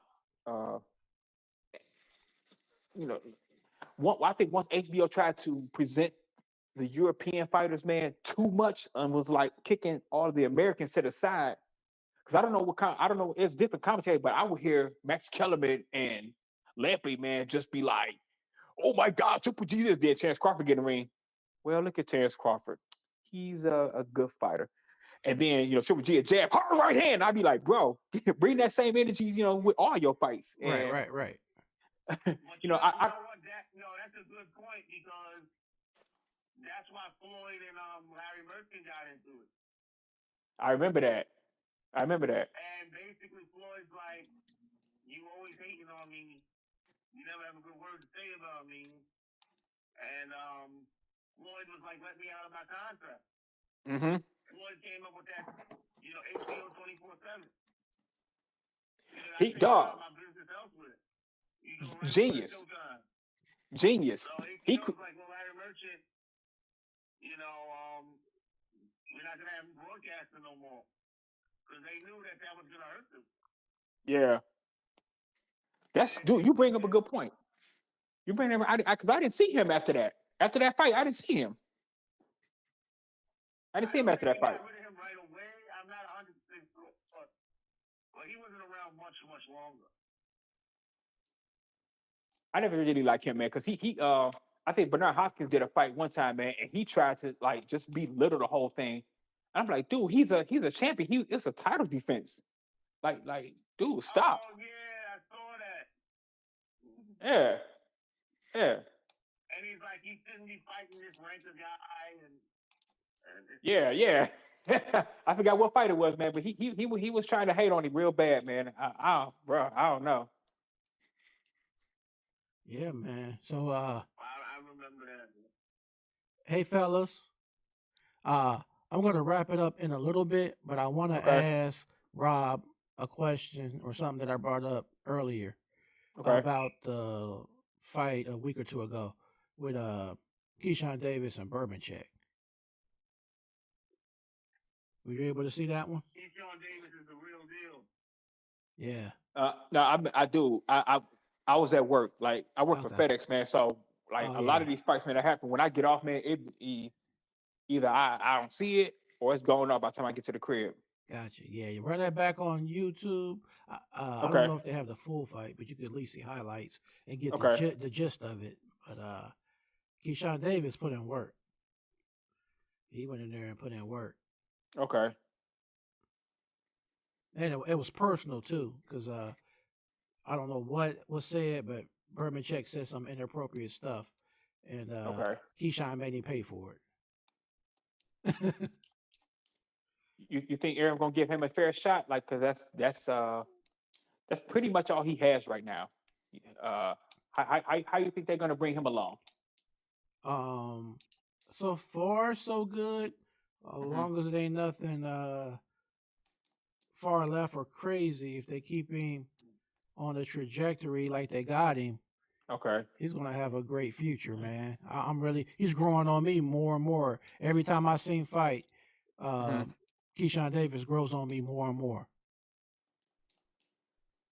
Man, what I want to see, man. Um, I like the standard fights right now, man, are like two fights a year, even for the top guys. I just want to see them fight some more. Like not just for my entertainment, but for their own activity. Guys like Hagler and man, they was fighting 4 times a year. Uh, even if it was a stay busy fight off camera, which I can see now, like it's not even really realistic to do such a thing. Right. Uh, but and I know it's more controlled now, man. But I want to see them fight some more. Like keep yourself active. Even if it is a stay busy fight. Yeah. Just be more, just be active, man. Just be out there. You made a good point. A stay active fight is better than ring rust and no fight. Look at Andrew Yeah. Ruiz. That's my boy, but Andrew Ruiz fights every 18 months or almost every 2 years, and it just I, he's not consistent, man. What is this next? He had a fight lined up next, or what? What's that? Does Ruiz have a fight lined up next, or what? I haven't heard much about him at all. Every time you see him, he has that little grin talking about, I'm ready. I'm ready for the fight. I beat Anthony Joshua. Yeah, dude, that's crazy, man. And that's my only knock against PBC. I'm a fan of theirs, but they, man, like after a while, they just became super inactive, like way too inactive for me. That's my only knock on them. Like for them, I'm gonna say this, like for them to sit this long, Al Heyman must be really financially taking care of them. But for you to sit this long and not make no money inside the ring, you got to have a portfolio to not be boxing like this. Oh, yeah. Yeah, for sure, man. Yeah, So, that's definitely going on over there. Yeah, mhm. for real, for real. Well, hey, man, I had a blast with you two guys. We got to do this again. Oh, for sure. We get ready to get up off of here, and we're gonna be on every Sunday. So same time next week. If you're down, just hit me up and let me know ahead of time. All right. Like that couple nights before or that Saturday night. Let me know. Okay. All right, man. I appreciate you guys, man. Y'all be I safe. appreciate you too, man. Yeah, you You too, know man. it, Have a good man. week. You too, All brother. right, listen. Yo, this was good talk, man. Yeah, I man. Good enjoyed talk. it as always. Oh, for Uh-huh. sure, man. For sure, listen. Yo, it's good, bro. Yep, yep. All right, man. I'll holler at y'all brothers next week.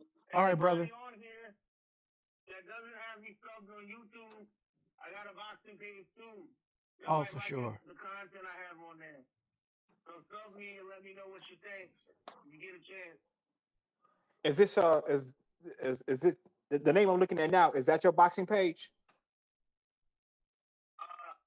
It says Listen Unfiltered, so that might be under my first one.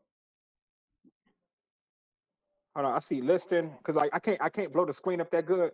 So it's saying I see listing what's that 327 3270. No, that's my gaming channel. It's, Oh, Listen okay. Unfiltered.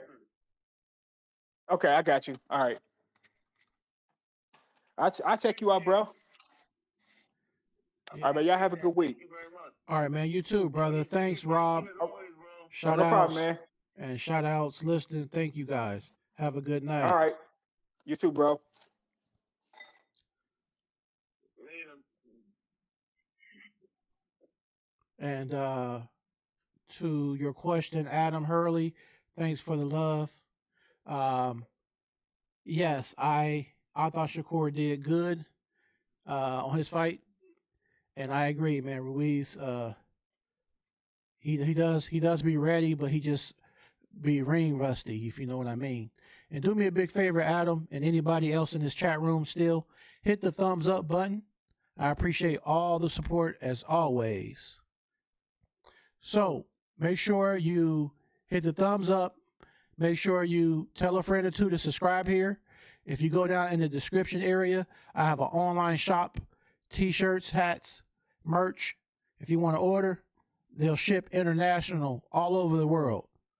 So with that being said, much love, peace, and I'll catch you on the next round.